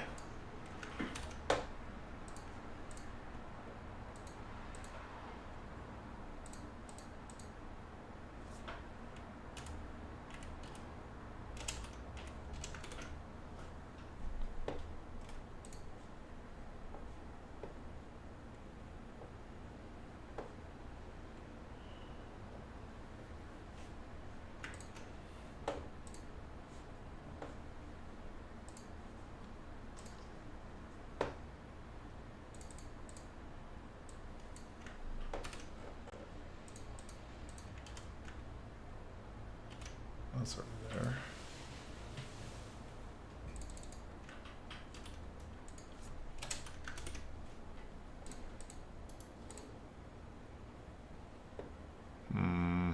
Okay. Oh, more functions that they defined. Okay, oops. Alrighty.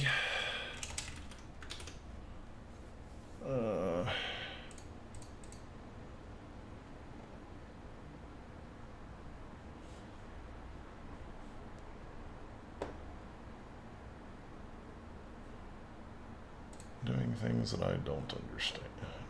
Oh, perfect. It built. Look at that. Nice. Okay, now I'm going to copy. Yes, I'm cobbling examples together. Okay. Responder init. We did that. In task. I'm going to say ready.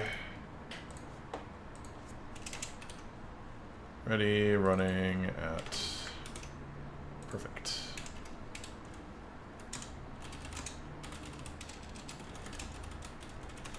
Perfect. File. And off screen so you don't see it.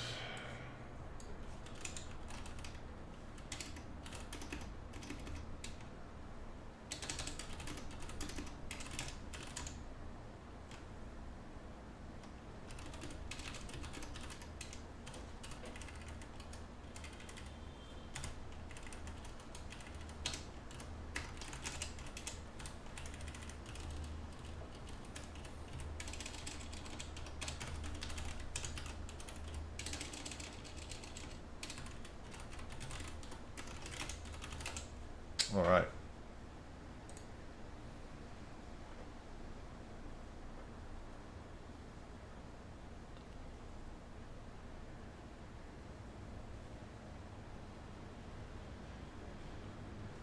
All right. Run. Perfect.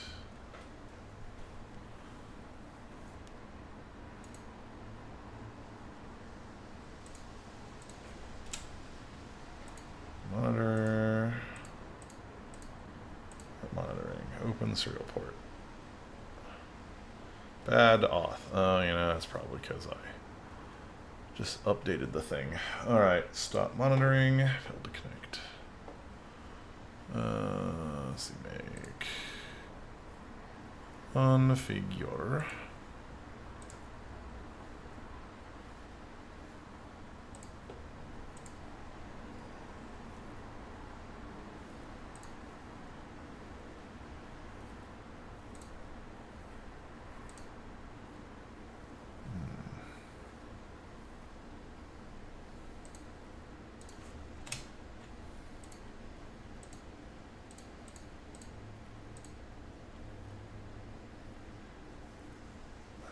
Oh. Right,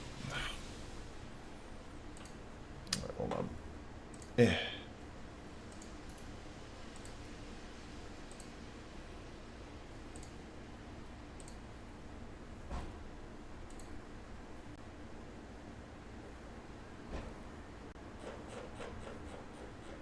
Cool.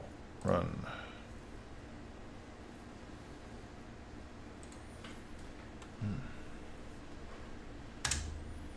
All right. Start monitoring. What? Alright, hold on. Must have typed something wrong.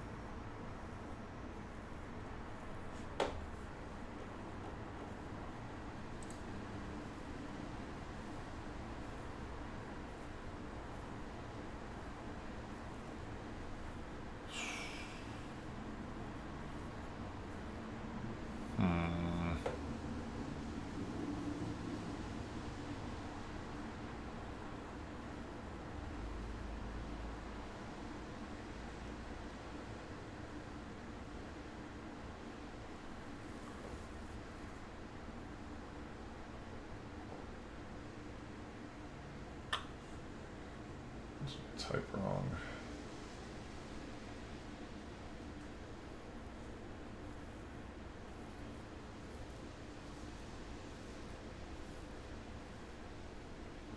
Did something wrong.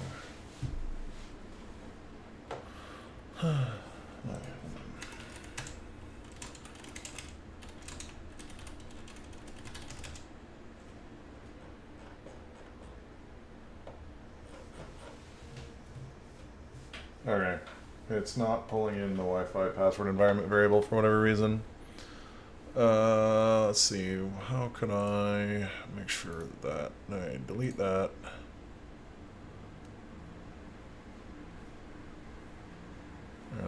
CMake,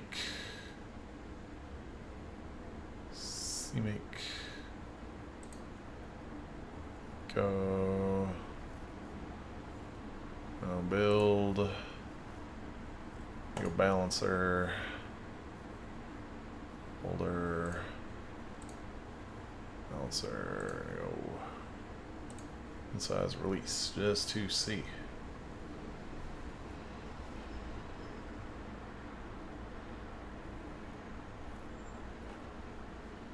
Alright. Compile.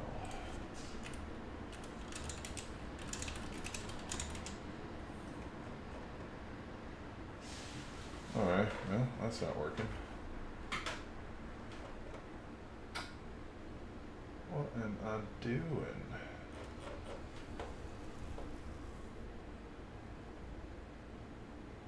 What am I doing? There's something wrong. Oh.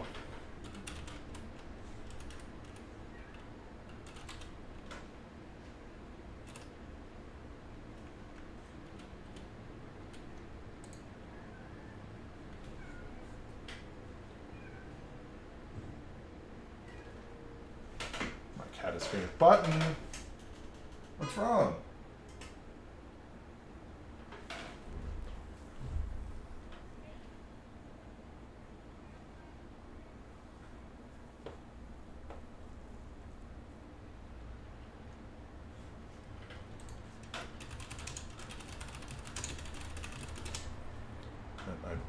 I bet it pulls in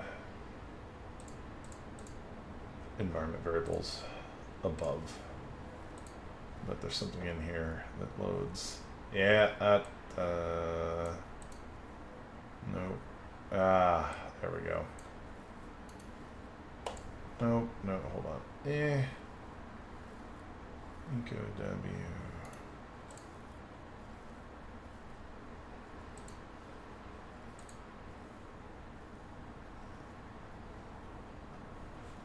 Alright, you know what? That's probably what's going wrong.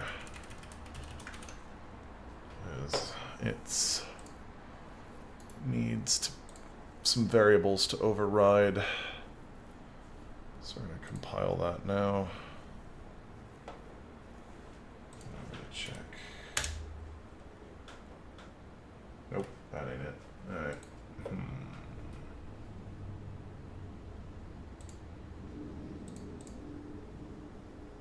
Oh, of course. There we go. That's how it pulled it in. Of course.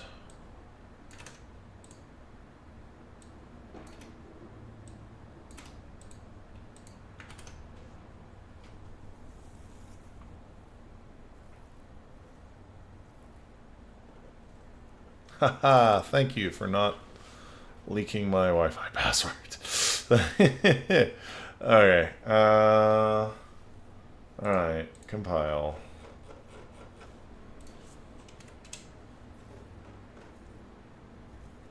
But it's still not freaking doing what it's supposed to. Oh. I'm in the old build directory.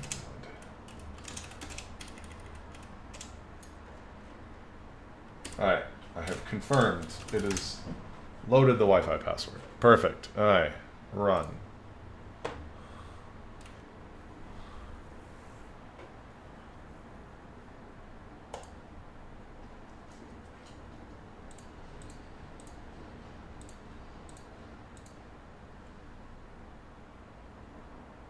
Perfect. And DNS host name, connecting to Wi-Fi.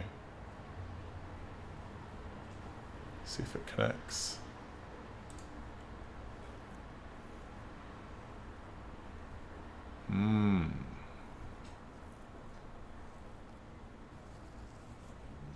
Clearly I've borked something.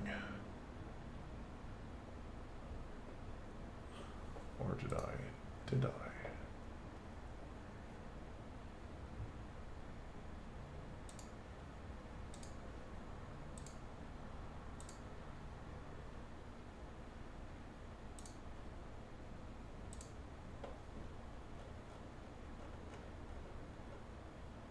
Wi-Fi, then initialize the responder.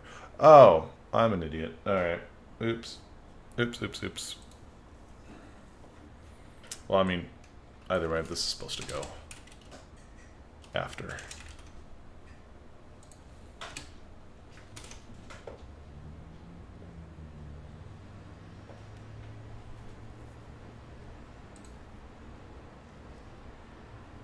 And we'll do start monitoring.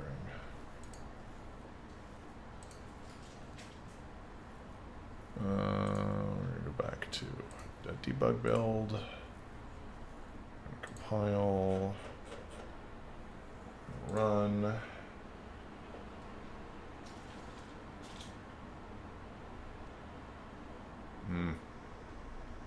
Yeah, I definitely crashed the Pico. Run. Alrighty here. Let's see if this works.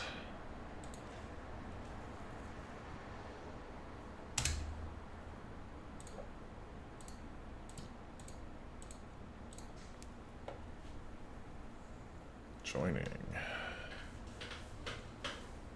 Yeah. Dang it. No.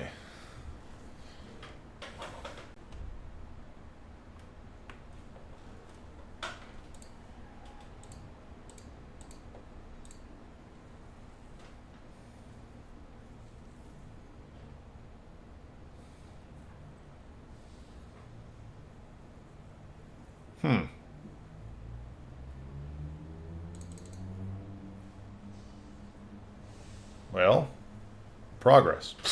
Alright. Assertion failed.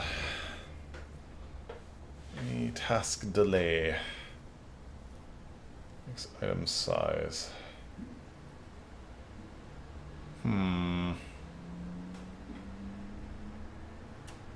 It's not great.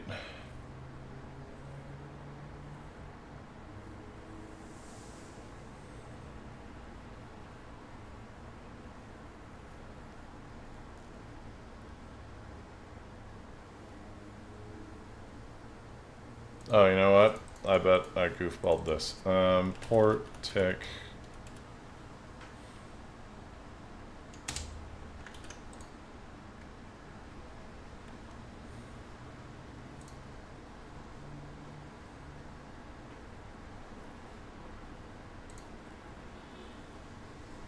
I bet that's what I did wrong.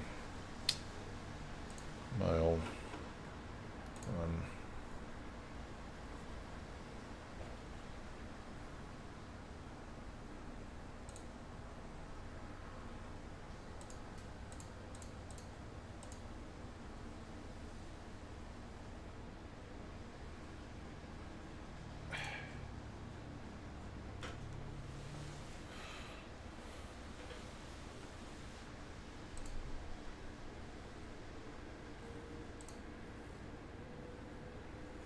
You know what? We're going to implement a retry.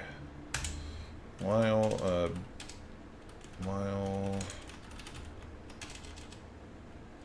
true. This is bad.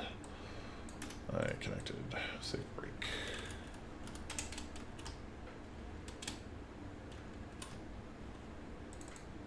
Let's say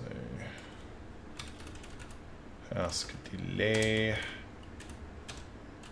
500 divided by port tick period. Rate tick.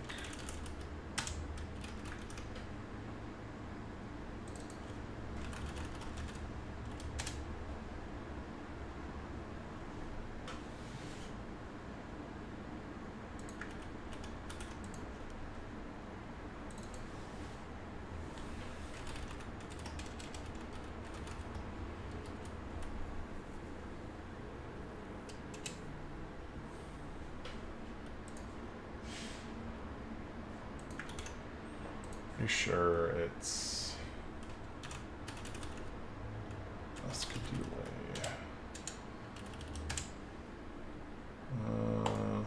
Typically, oh, it's tick period. I had it right. All right, interesting.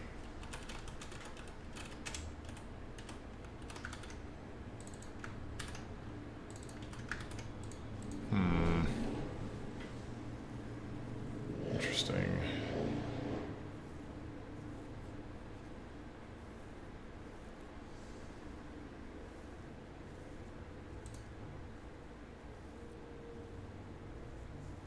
I don't really need to add a service per se.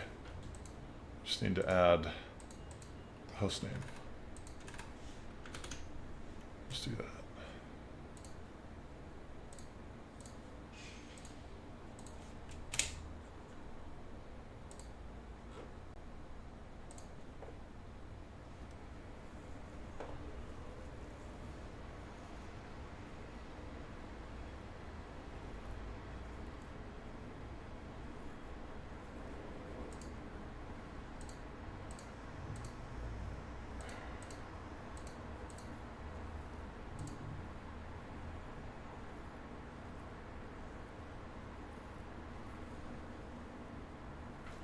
Perfect. All right. Ready. And we are, okay, cool. We've connected to the network. Let's stop monitoring. Disconnect.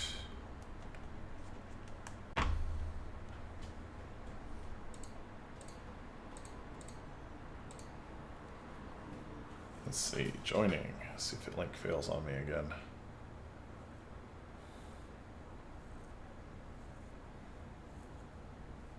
Hey, there we go. Retry. Nice. Retrying seems to make this better. All right.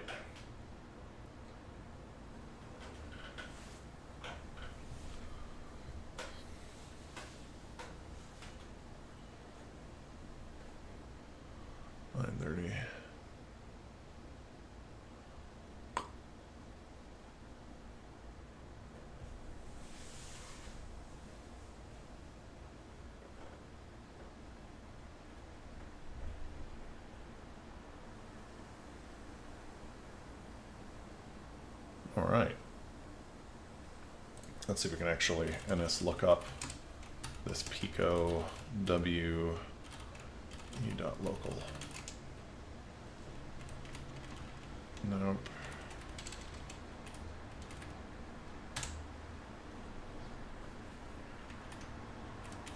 Ooh. Maybe.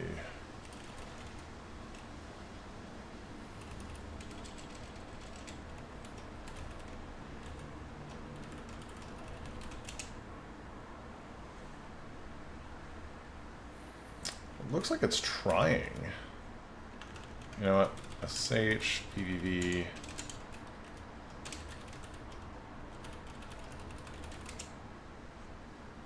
Yeah, look up. That.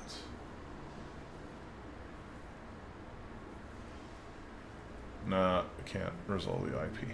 Either way. Well, maybe we do need to register a service or something. Stop monitoring.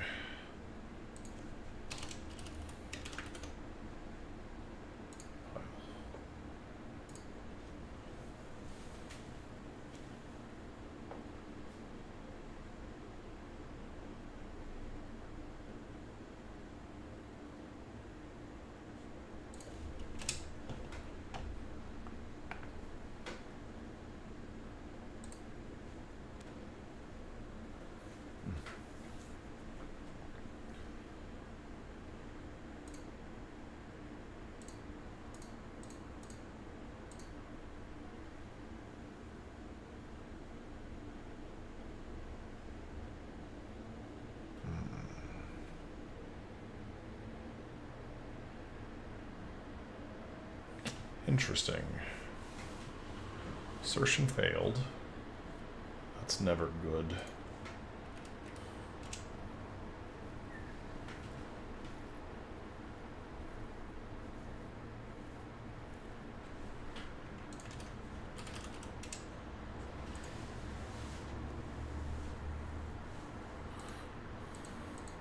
Well, you know what? We're gonna disable the MDNS thing just to make sure we're okay.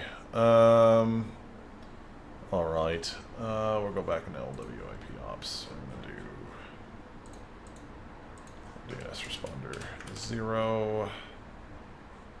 Compile. Run that. We won't have to worry about queue assertion failures. I'm not. Gotta figure out what's actually causing that.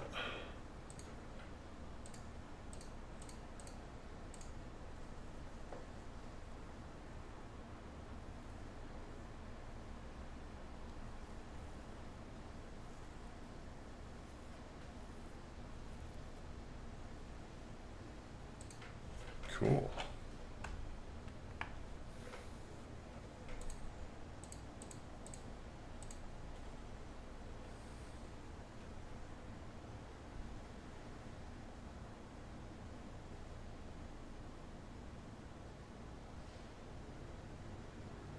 Cool. Looks like we're doing okay. Cool. Stop monitoring. All right. So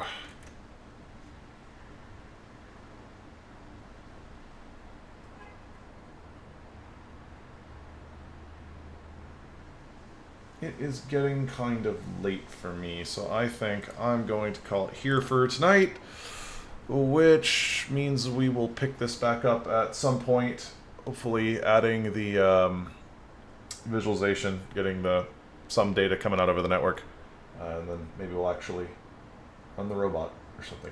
All right, cool. So next time we'll get a UDP server working to send data. We'll show some test data, some sample data, and then we'll try to get the IMU working. All right. Well, good night, everyone.